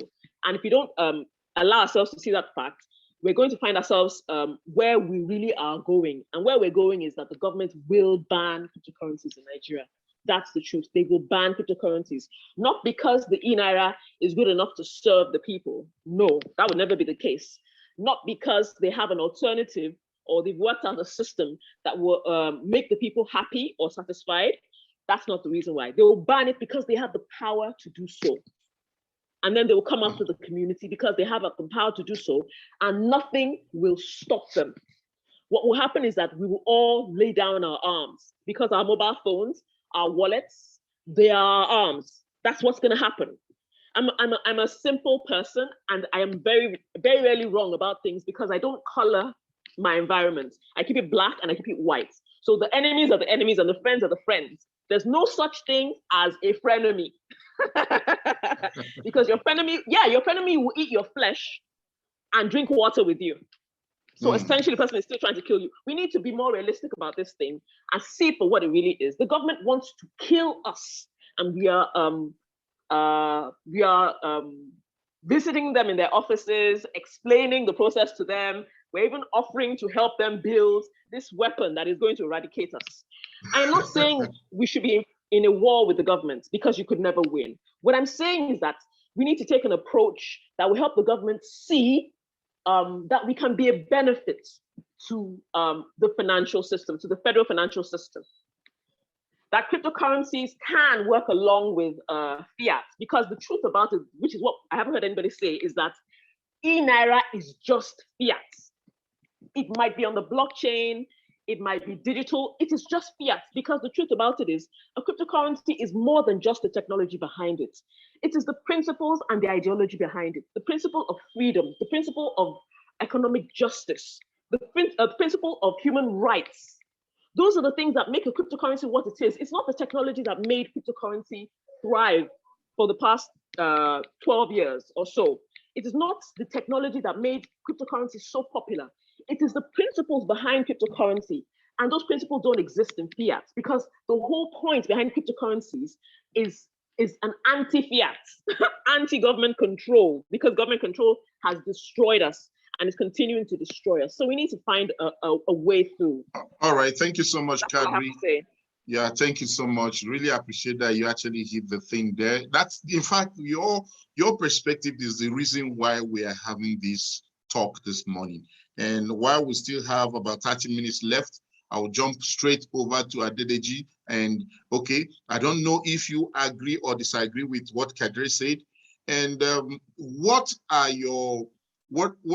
kind of advice will you give some of us? Because I would like to know what we will do if there is a ban. Someone is writing on the chat, and he said cryptocurrency is global and cannot be banned. Bros, it can be banned though. Do you understand me? It can be banned. It's not that if it's banned, you can't still find a way to operate with it. It means that it's going to be a little bit more difficult for the average Joe to operate with it. So, Deji, please, what can we do if what Kyrie is saying, I mean, I won't call her a prophet of doom, but she is not presenting something that will be easily accepted by most of us, but it's a possibility. What do you think we should do, Mr. Deji, in preparation to that? Or if we find ourselves ambushed with a situation like that, what do we do? Thank you very much. If you remember at the hub, this is the discussion. This was our discussion that, look, what is happening in China, just expect it in Nigeria. Simple. That is what we discussed yesterday. That, look, they are going to ban it. But banning it will also make analysis and comparison with banning of Twitter. And someone said, I think someone echoed most of the generic view here, that it's not possible for you to ban. And we had that dissenting voice within the meeting. And we said, okay, Twitter was banned, but the heaven didn't fall. And they remain so, they banned it. Even when you know that you can access Twitter, we have to go through, there are links that are just unconsciously click on and it's Twitter related, it's not going to open. So that's inconvenient. You have to go to your VPN and you connect again. And when you connect on a VPN, God help you, you are on Binance Trade. It will tell you, oh, you are using VPN, I just caught you are in US and you don't know where so it's just inconvenient, and that is what is going to happen. But by and large, that is what we have been discussing. The simple thing we will do is actually to reinforce the reason why crypto exists, right? It's not meant to go through your Binance. It's not meant to go through your exchanges that are centralized. It's meant to be between you and I. And that is a principle that has been thrown out. And it's thrown out because of the human tendency in all of us, because we want to blame somebody. I want to just blame Twitter that my money is with you, then you have to hand it over to me. Human beings, hate to take responsibility. We don't want to take responsibility for our money. We want to call Zenith Bank to say, oh, you lost my money, I want to go to NDIC. Even when the NDIC is just guaranteeing 500,000, you keep your 100 million in that place, you still are comfortable because you think you can hold somebody liable. Until that day, most people don't even know that the amount that is insured is to that a very minor part. I think what we can enforce as a community is to, like currently, most of these solutions that you talk about, we do it in our own hub. Like last Saturday, we were just brainstorming with guys, with partners from US that are, what we're doing already, we are the reason why most of the time, maybe of the record, you will see that remittance, because we're looking at it that, look, people, should be able to send money here and get it liquidated. And that is what we will also see with the e-naira. People should be able to transact within themselves. And if that is banned, of course, it's going to be serious trouble for the community. Meaning the exchanges will tell you, okay, if you're Nigeria, we don't want to deal with you, so you are on your own. Or you're for you, if you transact with us and anything happen, know where to report to. Then our overzealous SARS, police, EFCC will come after you. Oh, you have wallet, don't you know it's banned? And they also use that to better their own soup, you know, and everything. So what we can be doing as a community is actually, you know, decentralize this talk. Tell people like, okay, this, we envisage that this could be the position, and this is what we have to begin to go to. P2P is a case. P2P is what you can do. And let us begin to reinforce those P2P transactions and enforce, you know, those ideologies behind cryptocurrency, like Marcin have also told us, because that has been little by little thrown away. Again, I'm not saying like she said something, and I think it's not correct, and I think somebody have corrected her, because we have been engaging the government. As at yesterday, I believe we're with SEC, we're with NIDA, and the discussion in how we can be on the table discussing how it's going to be better for the community. Yes, so, and that is, we have been engaging them because we can't fight government, right? Because we can't fight government, so we have to have a way around it to see how they can understand the benefit. And just exactly what you mentioned, Kadri, they want us to give them point blank why we think it's beneficial for the economy. Whether they will take that, whether they will not take that is another discussion. But I think we should begin to see, you know, solutions. I might not know much to say, some other panelists that are more experienced than myself, let us suggest ways where this whole thing can be, leveraged, and we can also have a roundabout this whole thing, because what? Ban is coming, simply. Thank you so much, Deji. Really appreciate your perspective. On point. I'm turning to you, Tunji, again, because in your introduction, you explained that you've been here and you've been monitoring what has been going on in the ecosystem. Now we are discussing the subject matter. What should we do? Do you think this ban is going to be really extended beyond access to financial services by crypto-based companies and crypto trading, non-crypto traders? Or do you think there's going to be like an outright blockage of access to crypto-related asset websites? You know, so what do you think? We want to be practical and proactive at the same time. Yeah, thank you. Thank you very much. For me, I'm not in doubt that the government might come out with a ban. It's a possibility. In fact, I believe it's going to happen, just like everybody has said. But one thing that keeps striking me is this. I believe so much that in one of the videos that came up to after the announcement by the CBN restricting banks from participating in the crypto space, the vice president came up with a video that we shouldn't act on the basis of fear, but on information. The truth is that we have countries who have been supporting cryptocurrencies, not because they are supporting it, but they know that if we know that we cannot fight this. Let me tell you, as at the time CBN restricted banks from participating, the amount of crypto transactions in Nigeria has more than tripled between then and now. So it shows that, you see, the people will always find a way to revolt. And I can tell you the only way, I'm not saying this as out of the box. A lot of Nigerian youths are in the crypto space. The government is not providing the jobs for them. They see the crypto ecosystem as an avenue for them to make money for themselves. And the government will come and say, no, we don't want this. The truth is that you are sitting on the gunpowder, and there is going to be a revolt whether you like it or not.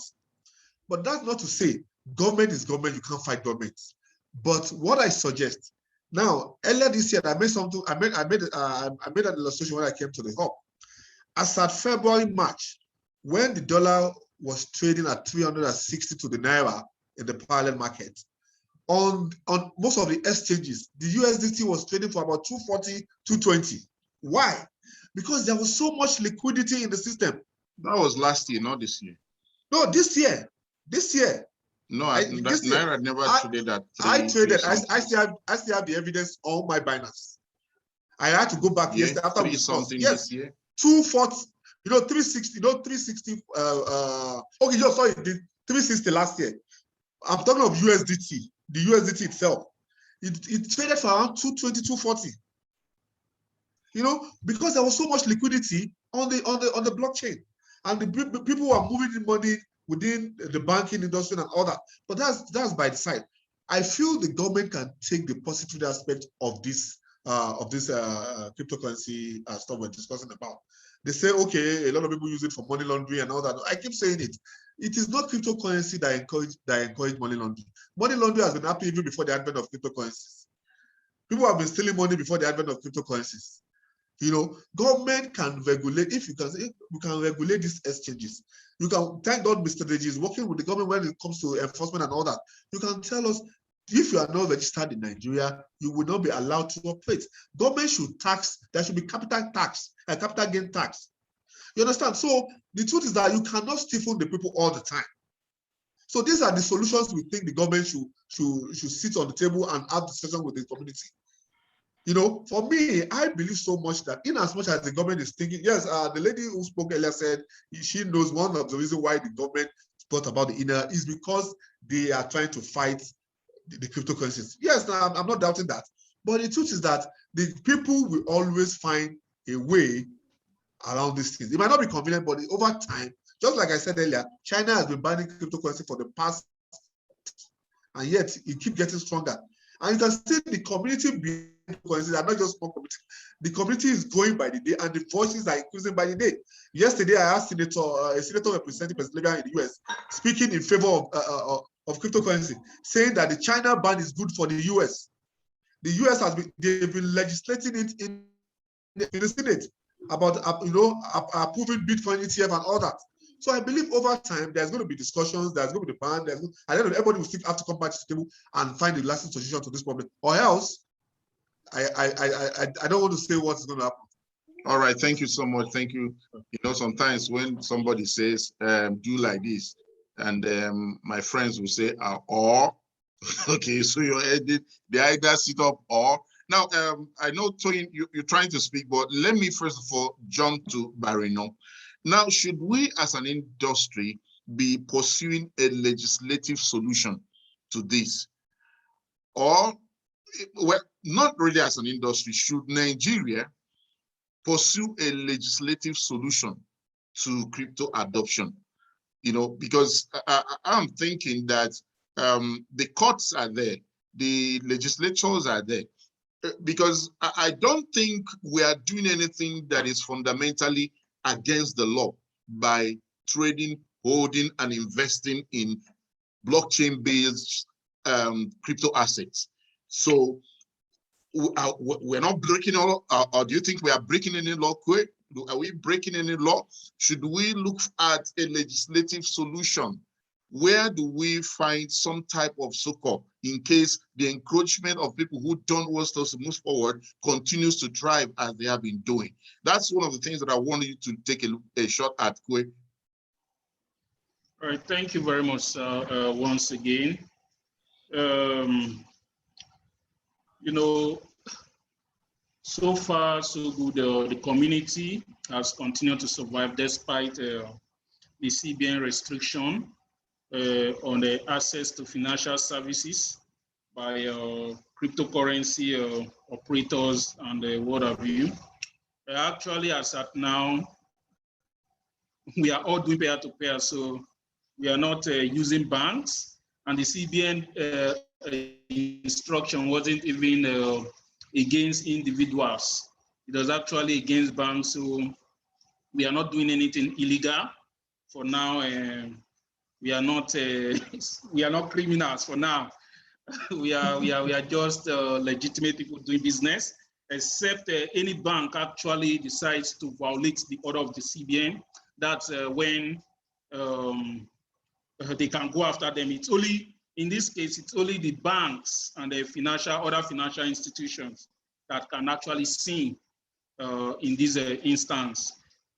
As to what the legitimate approach you can use, like you said, we have the court, I think the court is the best, our best bet. The court is our best bet, and it is where we need to stand. I think the community as at now should set up a very strong legal team in preparation. No, it's not enough to suspect the government in the face of the e-naira.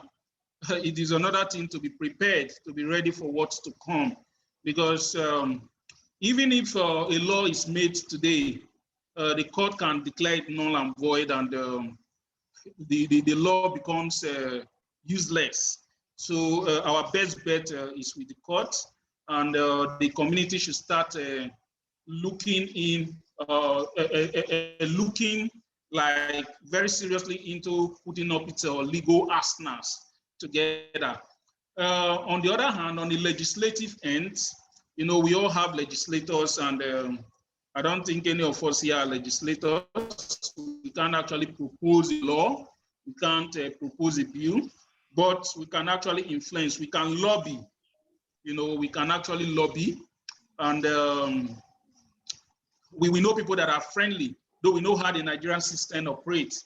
I know that the Speaker of the House of Reps have once spoken in favor of cryptocurrency. We know that the Vice President have also spoken in favor of cryptocurrency. I think these are areas that we need to like put into serious consideration. We shouldn't just focus on the CBN, who has been hostile on us, focus our energy on the CBN. What have we been doing to liaise with those who believe in the same thing as we do? Have we been able to engage with the Speaker of the House of Rep?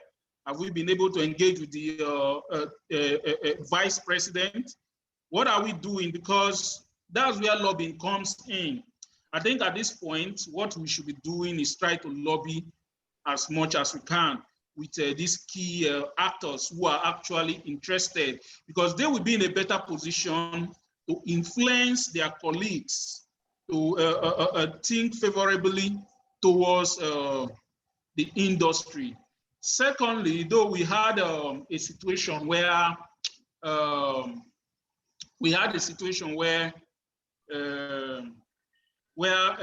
SEC quickly resigned, immediately CBN roared. And it's actually a scary situation, honestly, because the SEC is an independent body.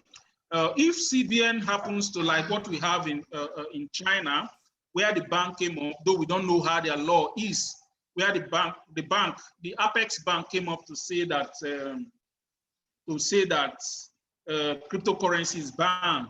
If the SEC of China, if China has a SEC that's independent of the bank, but says that whatever crypto asset that is treated as a security is actually required to be licensed, like in other words, indirectly legalizing the use of crypto assets as securities. I think in that way, people can still trade cryptocurrencies as security. It means it won't affect it. The only thing is that you can't use it to purchase goods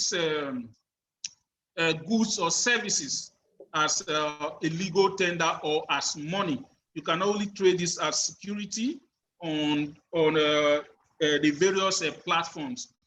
So I think we can actually lobby with SEC, and on the whole too, we have to look at the fact that there is no a possibility in sight that the blockchain network, the underlying technology of the cryptocurrency, will be banned, because right now CBN, an institution of the government, has already waded into the waters of the blockchain.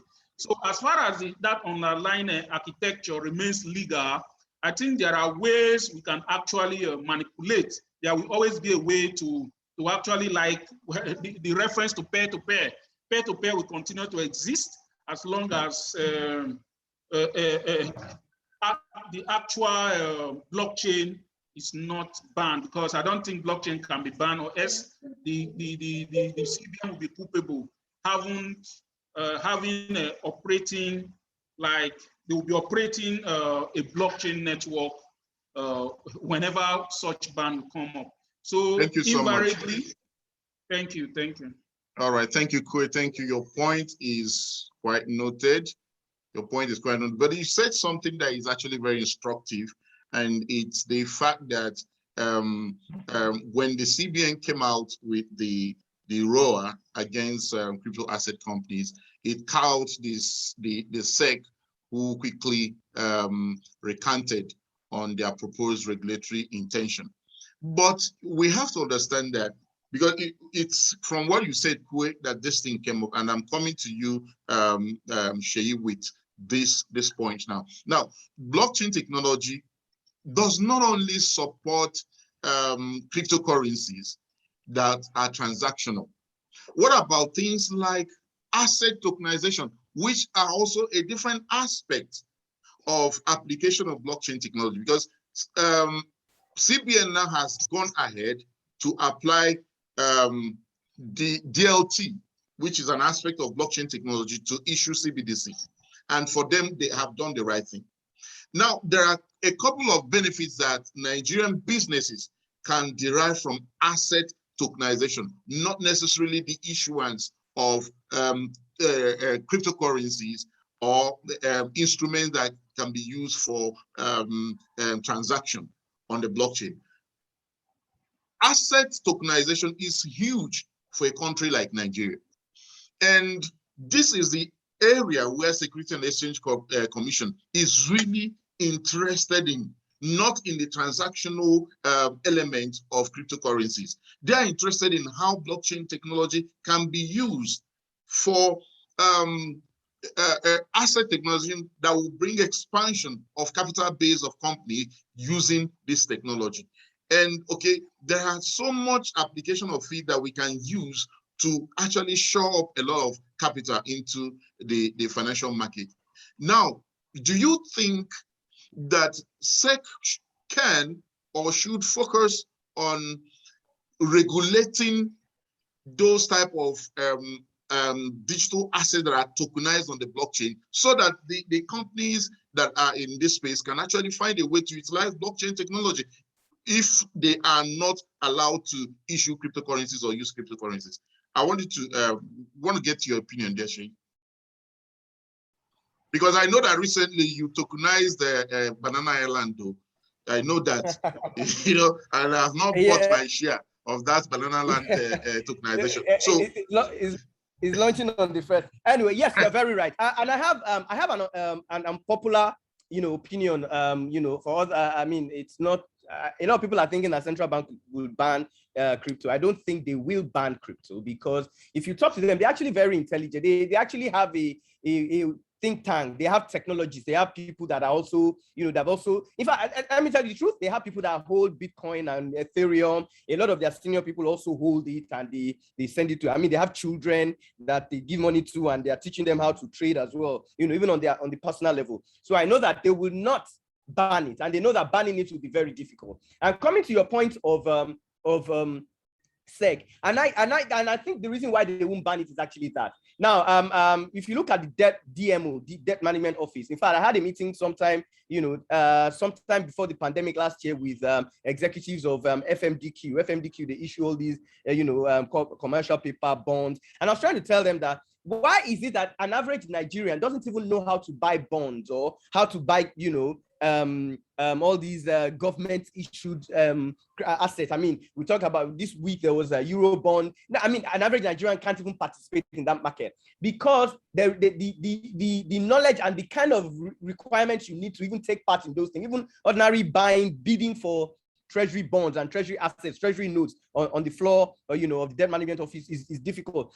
This is where you can actually use tokenization. And I think with the advent of e-Naira, now, if I have an e-Naira that is a digital asset that is on the blockchain, that is housed on the blockchain, it even gives the impetus for people to now create assets that can be tokenized. So it simply means that the same central bank that can start to issue, you know, treasury bills on that same blockchain, that you can now use your e-Naira to buy, just the same way you do on a decentralized exchange like a Uniswap, where you can swap your, Ethereum for, a uni token. You can actually swap your naira. So if by the time you tokenize, say you are issuing a billion treasury bills, on the it now makes for more transparency, which is the reason why I think they won't ban it. I think that is where SEC and even the Nigerian Stock Exchange and all these people should be looking at how to tokenize assets, how to bring people more into. I mean, if you look at the P2P market for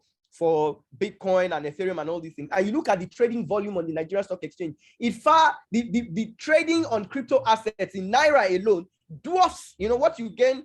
I mean, the volume of a month in the Nigerian Stock Exchange volume is what you get in probably, less than 3 hours of trading on even things like a local Bitcoin that is even completely peer-to-peer. They will not ban it. They will not. I don't think they will ban it in the way, because they already know that there is P2P. The truth is, the people are the regulators are, at some point in time as well, because I happen to also, we work hand in hand with some of these regulators. They are also users. You forget that they are also users. So while they are also regulating, some of them are users. Some of them know how these things work. Some of them have even used things like BISC. BISQ is a decentralized, app that you put on your computer. You don't even have to go, via a web portal, and you can have your peer-to-peer, and with the advent of the e-naira, it's even going to make peer-to-peer, trading very easy. So all I have to do is, so I'm sure somebody will probably run it, I just transfer my e-naira to you, and you give me, Bitcoin or Ethereum. That's where I think we should be going. We should be looking at tokenizing assets. We should be looking at bringing liquidity to the market. If you go around Lagos, there are a lot of developments going on.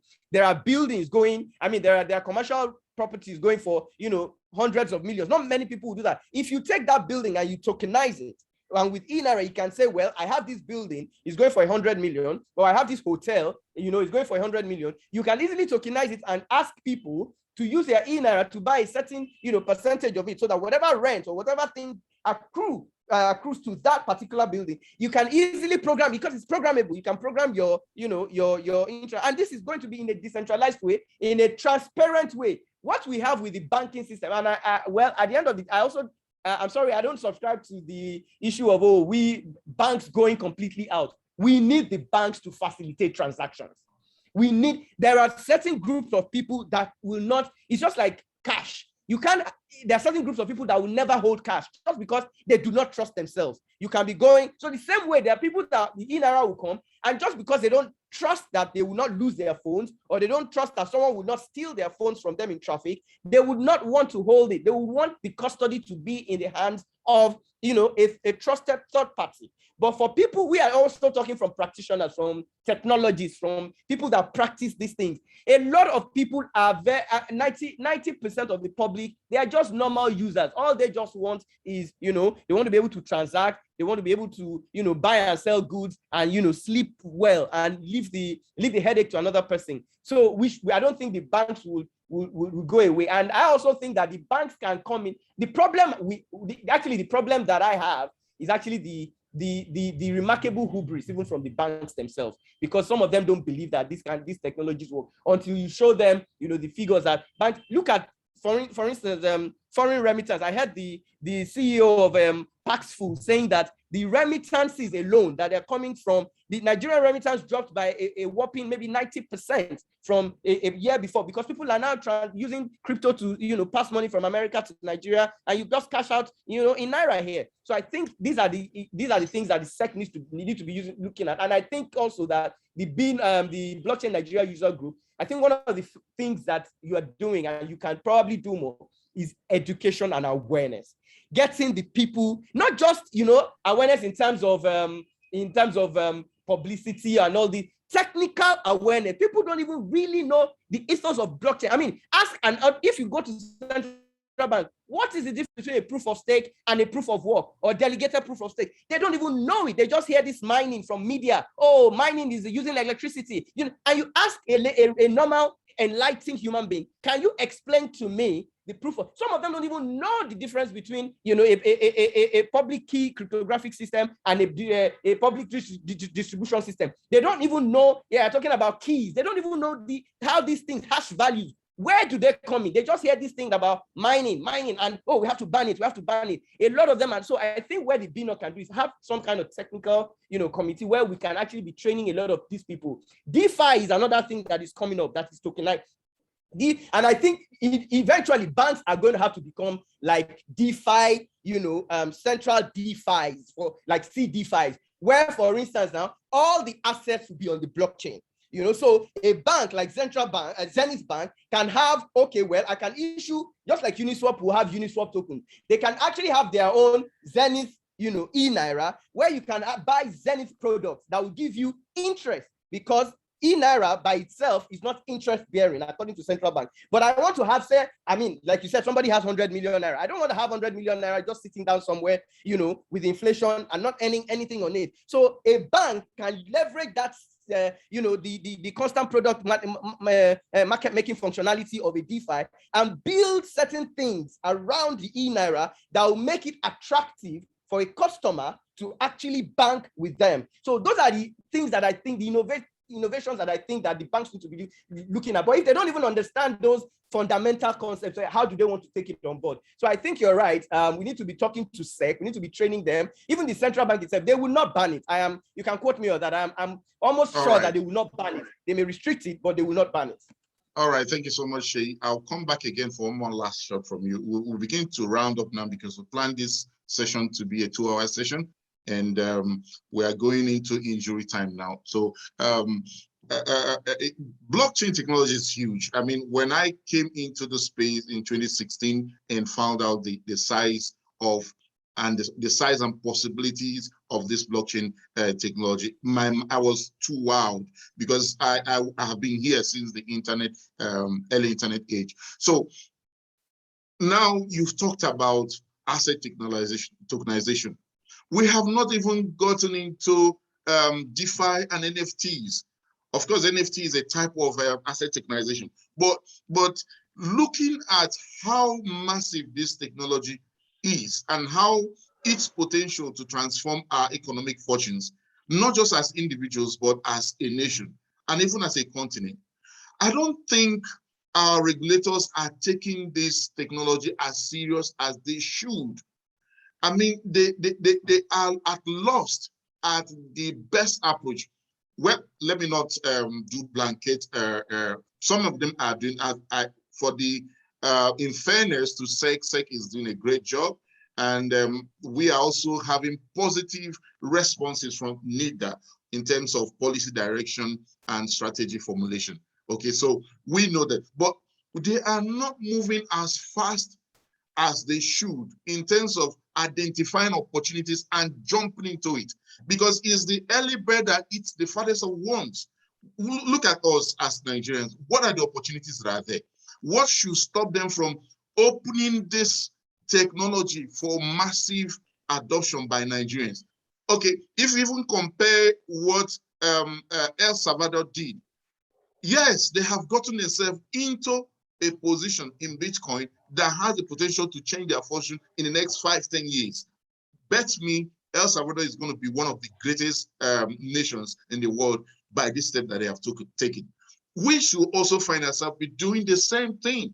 We should be doing the same thing, using, not necessarily making Bitcoin a legal tender here or an acceptable asset for us to be using officially, but the technology itself, we need to dive in. And on that note, I'm coming back to Mr. Toyin, and I want to be asking you, and this should be a parting shot for you. I'm not coming back to you again after this question. I'm asking you now, let's take a look at NFT, for instance. If government disposition concerning this technology continue to be the way it is, do you think that we will be able to leverage NFTs as a blockchain digital instrument to actually meet the mileage that we are supposed to meet if we're to leverage it? Okay, so in other words, what are the advantages vis-a-vis the disadvantage that government, undecided approach to this technology will cause us as a country. Tony? Thank you very much. I think that we need to also be patient because most of the time I really like to look at the issues, current issues from a macroeconomic perspective, which is the only way that you can manage an economy. Because sometimes we seem to limit it to just some specifics by thinking that the current people in CBN or in few organizations that are creating problems for the country that are going to remain there forever. The answer is no, for vagaries of reasons. By evolution of time, whether out of retirement, out of death, out of old age, they will leave the system. And some of the current people that, some of our panelists and earlier speakers have talked about, that we're in a crypto generation, they're in secondary school, they're investing now. When they grow up, they're going to be the people who will be working in those banks and those central banks and become policymakers, lawmakers. They will definitely determine what they're going to do with their generation. So right now, because we have a leg in the traditional way and a leg in the disruptive technology way, we have been affected by both sides. The real issue that we're having now, which can change any time, is that the Finance Ministry of the Federal Republic of Nigeria is docile. So it prevents CBN from knowing its limits when it comes to where to stop when it's forming monetary policies. So its monetary policies is taking over the fiscal policies and the expansionary monetary and expansionary fiscal policies. And this is creating the problem that we're talking about for Nigeria. Because if, for example, we have said that a whole lot of innovation is taking place where money should be making money from taxation, crypto taxation, and this and that and all those things, and we're not getting those money because CBN just wants this to be done only for itself, whereas individually, they are making money from the same thing that they are banning at the public sector level. Then we can see that what we need to do is to be able to influence the political direction. As the industry, as the crypto industry, we must really come up to that. Okay, for example, if for example, I'm a senator, so what do you think I'll be doing in National Assembly? If, for example, I participate actively and I'm the Minister for Finance, what do you think that I will be doing? So many of these restrictions that we're imposing on us, because we also as citizens, we're not doing the needful. Because if the finance minister, for example, says, well, this is the direction that we want to do. I will give you a very practical example. Look at how Anthony and who was minister under Abacha for 5 years, ensured that the Naira was stable for 5 years. Go and check.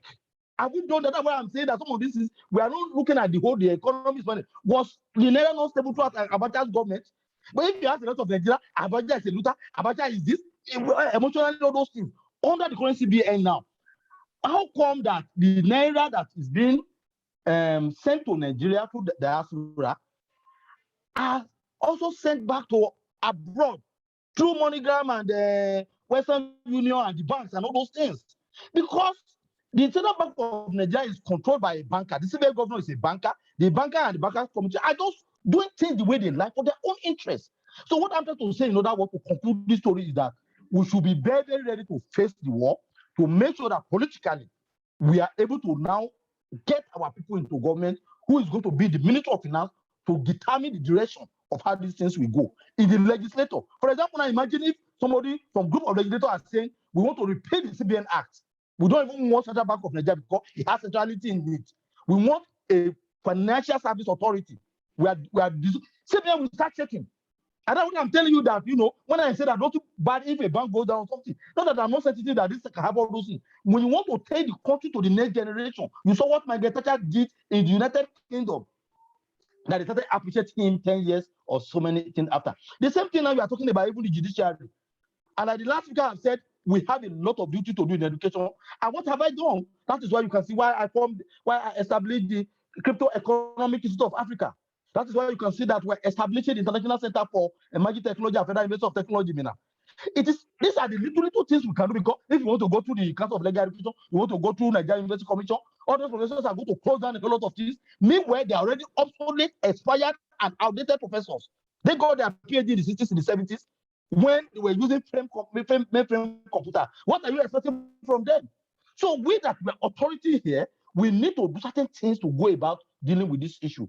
So in terms of the NFT and many of the tokenization of assets, for a very big and large countries of Nigeria, we have a duty to stay the course. We have a duty to be mission critical.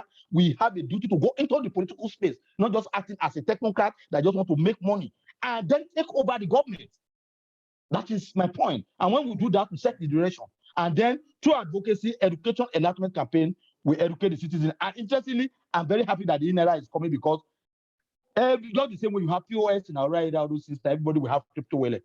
They will know how to explain it in our local ethnic dialects and sub-dialects and all those things. And when everybody happy, the next generation know what to do. There are going to be SAG, there are going to be a lot of innovation, which is even above we that we think we have learned something here. A lot of genius in this our children. They are going to come out how to convert the money and do a lot of things. So we need to be very, very mission critical and go into the political space to set policy direction. And I know that we can achieve it. Thank you very much. Thank you. Thank you so much. Thank you so much, my dear chief. Mr. Deji, I'm coming to you. This should also be a parting shot from you. We are doing a lot. Everybody says educate the people, educate the agencies, educate the regulators. We've been doing this. In fact, our jaws are almost paining us, because we've been talking and educating for years now. All right, so it's not as though we're not doing enough. We're doing a lot, and interest has been a major concern when it comes to policymakers deciding on what is the best position they should take for the interest of Nigerians. Deji, what do you think we can do more to drive this thing into the heads of these our policymakers? What else do you think that we need to do as a community, as an industry? What else can we do that we are not yet doing? What we are, the extent. For instance, I'm in Abuja here now. I mean, we've been sweating out a whole lot of things for this industry, and of course, we are running on pro bono. I mean, forever. So, Deji, what else can we do? Because now me and you there for this thing, you understand? So, what else can we do? Thank you very much, sir. Thank you very much. We have looked at many angles. Like that's why I'm saying probably Kadri don't know what exactly what we're doing on this space, because we've been engaging them from the central bank to SEC to actually even the Minister of Finance, because we're shocked when we're invited by the Ministry of Finance and the SEC were there, the NDIC were there, and they said, please educate us. How is this Naira going to impact the economy? I look at Mr. Chuta, he looked at me, and I said, these people should know now, you are the supervising ministry. Why will just the crypto people? Well, of course, we did justice to some of the few things that we understand. We also saw that the central bank, when they stopped the bank from servicing crypto businesses, we understand that they believe a lot of criminalities are happening, a lot of money laundering is happening, a lot of terror financing is happening. And of course, by virtue of what we do, as Africa's leading blockchain forensic intelligence and service provider, we opted to educate them to understand that, look, it's just 1% of the legitimate transactions that happen on the blockchain are actually going for illicit activities. And this is part of the research that actually were conducted by Chain Analysis, which I happen to be contributing to on the African front. And so we've engaged them to understand this picture, to actually enable the banks to do all these things that will facilitate our economy. And therefore they say, okay, they have a lot of explanation, a lot of convincing story from EFCC to say most of the things happening in Nigeria, for instance, is illicit. And therefore we took it again as the second batch. We've been engaging the EFCC. I've gone to Lagos office, Enugu, Port Harcourt. We just rounded off the EFCC headquarters here just some few days ago. And these are part of the things we are doing. I think we should continue. I think we should continue the discussion. Mr. Chuta has left Lagos now, left his family, did everything. We're here pushing from NIDA to SEC to all those issues. I think the next level, which I believe we should concentrate on, should actually be our lawmakers. We should engage them. I understand we have one of the deputy chair of the ICT committee, Mr. Honorable Adeolu. He is very vocal. I think somebody like that on this. I don't know why it's not. So people like that, we should engage them. Then as a community, we should have that front to begin to push legislation to see what can happen. You know, it's just about lobbying. Most of the speakers have spoken. We need to continue to lobby. We need to continue to push them to understand what it is. Then there's one singular point of failure, which I don't know how we solve that, is interest, like you mentioned. No matter how laudable anything is in Nigeria, the policymaker just dump it in the dustbin because somebody is not interested in it. So in that one, I don't know how we're going to solve that, because we have done presentation, we've written the economic benefit of allowing us to take the first level. We've also told them ourselves, I remember when we were having the discussion with the Cbdc then, with the Cambridge Center for Alternative Finance, we told them all these issues, what they need to do, because I actually told them that people are coming to defraud Nigerians and they are not Nigerian projects. And this is happening because you did not regulate the people that can actually come and send investment assets to us. So therefore, they also woke up with that. It's part of the discussion. And they formed this Virtual Asset Regulatory Framework Committee, which we are all members of. We've given that beautiful thing, but it's not implemented, it's still kept and all that. So what else can we do? We just keep pushing. In my view, we should not relent. We should keep pushing in a different angle and also look at the legislative angle. Thank you very much. Yeah, thank you, Deji. Thank you, Tenji. Thank you so much. Thank you so much. Tunji, we are counting on you based on a discussion that we had yesterday, because we've been talking about looking at legislation. You circulated some document and you wanted us to also make an input in that document. You know, by way of lending your voice on next steps, what we should be doing as an industry and as a community. What else do you think we need to do? And probably you could talk more on that and bill, and that you wanted some input for. So this is a community event, so I think it's quite all right for all of us to have an opinion on that. Tunji. Okay, thank you very much. Yeah, initially I was just being careful with the kind of information I'm going to pass out here, but thank God you've given me the leeway to go ahead. I've been working in the background. First and foremost, I want to say that I'm going to be thanking you guys, Mr. Chuta, Mr. Dediji, and everybody who has been working in the background with respect to, policies and adoption of the blockchain in Nigeria. Honestly, you guys have done a good job, and you are still doing a good job, and I want to commend you guys for that. Towards the last time there was a restriction on the banks, I reached out to the vice president, to a very close ally who happened to be a godfather, and I also reached out to the chairman Senate Committee on Banking and Insurance, who happened to be very close to the CBN governor, and I sent him a message. Oga, is it true that you people are banning crypto? He didn't respond, and I sent him a text when they said they've invited the CBN governor, and I said yes, it's true that you come and see him at home. I went to meet it at home. I said, Oga, the truth is that you people cannot ban this thing. I said you people want a revolution in this country. He laughed, we laughed, and all that. So, but the truth is that, just like everybody has said, we still need to keep engaging these people. Most of them don't even know what this thing is all about. If their interest is not protected in most of this, they see it as garbage. So what I will once again suggest is we'll keep working in the background. I spoke to the man we discussed earlier. I spoke to him. He will be back from Egypt today. Hopefully, I will see him today or tomorrow. Maybe if I can schedule a meeting with him, we can pay a visit to the hub. Thereabout, we'll see how we can meet the number 2 man that we discussed also, the vice president, so that we can present our fund, Mr. Chuta, Mr. Deji, and everybody who needs to be on that meeting. We'll see how we can let him know the efficacy of allowing this blockchain to flourish in Nigeria. No, just like what he has said, that we shouldn't act on the basis of fear. A lot of people are using these things, and we should. Nigeria needs money now than ever. So we are kind that the economy is dwindling, and there's so much money to be made in the blockchain. Look at it. If a single blockchain, crypto exchange, Binance, does a transaction of $90 billion on a daily basis, my brother, daily basis. So what are we talking about? So it's, for me, at times when I go for one of the Binance exchange and I see the amount of P2P transaction, and I wonder, is this thing coming out from Nigeria?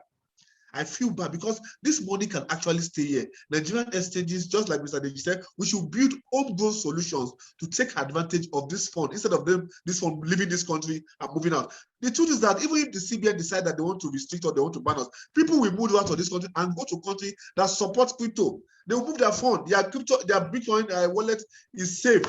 All they just need to do is move, change location.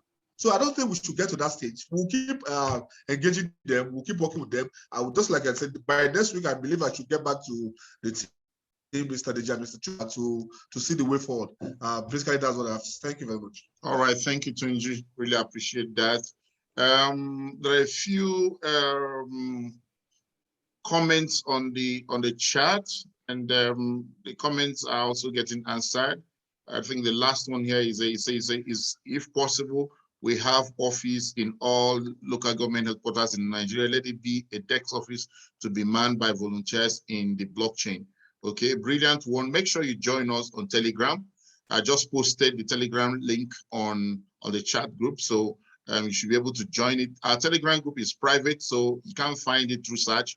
You can only join through a link that we give to you. So you can either join through this link or reach out to any of us that is in this panel to be able to get a link to join the group. It's really important because we hold these discussions regularly. It's only once in a while that we come out openly here to talk about them. There's also a comment here. It says SEC chairman Gary Gensa was a prof at MIT speaking about blockchain and use cases. But guess what? He is turning a blind eye now as chairman. Okay, these are discussions that we can continue having even in the Telegram group. Remember that we're also taking proactive steps in the direction of DAO. Someone suggested in the chat group that we should form a DAO. We already have formed a DAO. We are getting ready to launch the DAO products. And the DAO is going to consist of liquidity mining provision, liquidity staking. We're going to be having NFT minting and marketplace. We're going to be having GameFi, and people can play games and earn at the same time using our community token. We also have provisions for things like lobbying and community growth and development funds that are already designed for that DAO. Please join the community and make sure you are involved with what we are planning and what we are doing. It's for the interest of every one of us in the ecosystem. I mean, the more people come into this space, the merrier it will be for everyone. I mean, what causes the price of Bitcoin and Ethereum to go up, if not that more people are coming in and they're buying it? So on that note, Kue, I'm sure you've already given us your parting thought during your suggestion on our next steps through legislation and legal.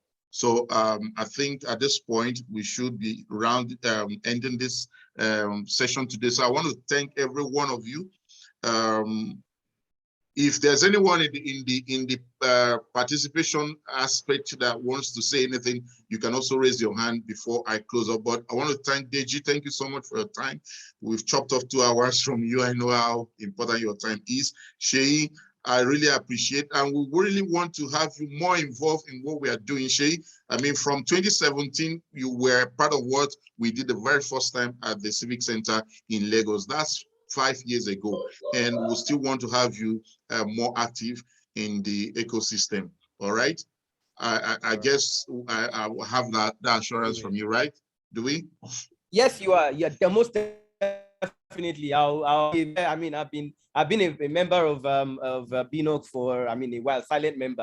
Also learning. But I'm also going to be taking an active part because, like you said, we need to lobby. We actually need to lobby government in this kind of thing. In advanced countries, what they do is they lobby. You can imagine Nigeria. And the only reason why the government is coming out is every time we have 2 problems. We have the problem of the media. When you go to the media every day, they're talking about believing. How many local, how many Nigerian blogs talk about DeFi? You just talk about liquidity mining. You talk about liquidity mining. People don't even know what it means. You talk about AMMs. What do they? Yield farming. A lot of people don't know. And then we also need when we talk about lobbying. Look, if you go into the Senate today or maybe on Monday and you take each and everybody's phone in the senator's phones, and you install a Bitcoin wallet, and you transfer 0.00001 Bitcoin using Lightning to each and every one of the senators, and they see the price today at $10, and tomorrow it is $12, and next tomorrow it is $13, they will have interest.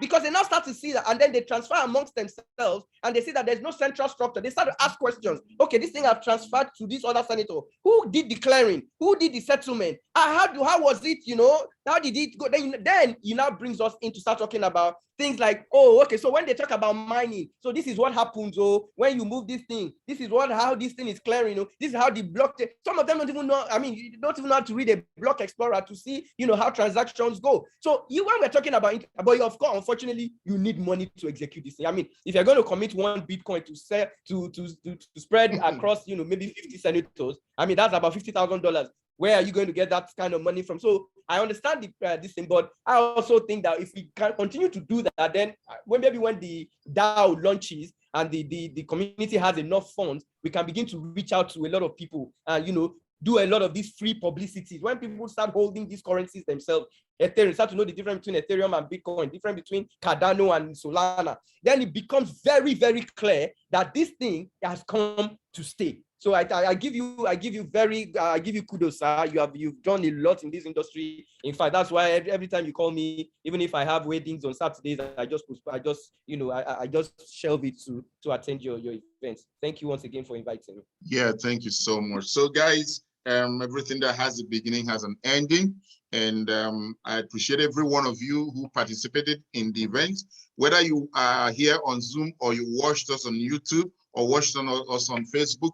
Please join Blockchain Nigeria group. If you are on YouTube or on Facebook, I'm sure you get the link below that video. Immediately we stop streaming. So thank you so much, and God bless every one of you. So bye for now. The session is recorded, and we'll try to process and upload them as quickly as we can. Thank you so much, and God bless every one of us. Enjoy your weekend. Bye. Thank you.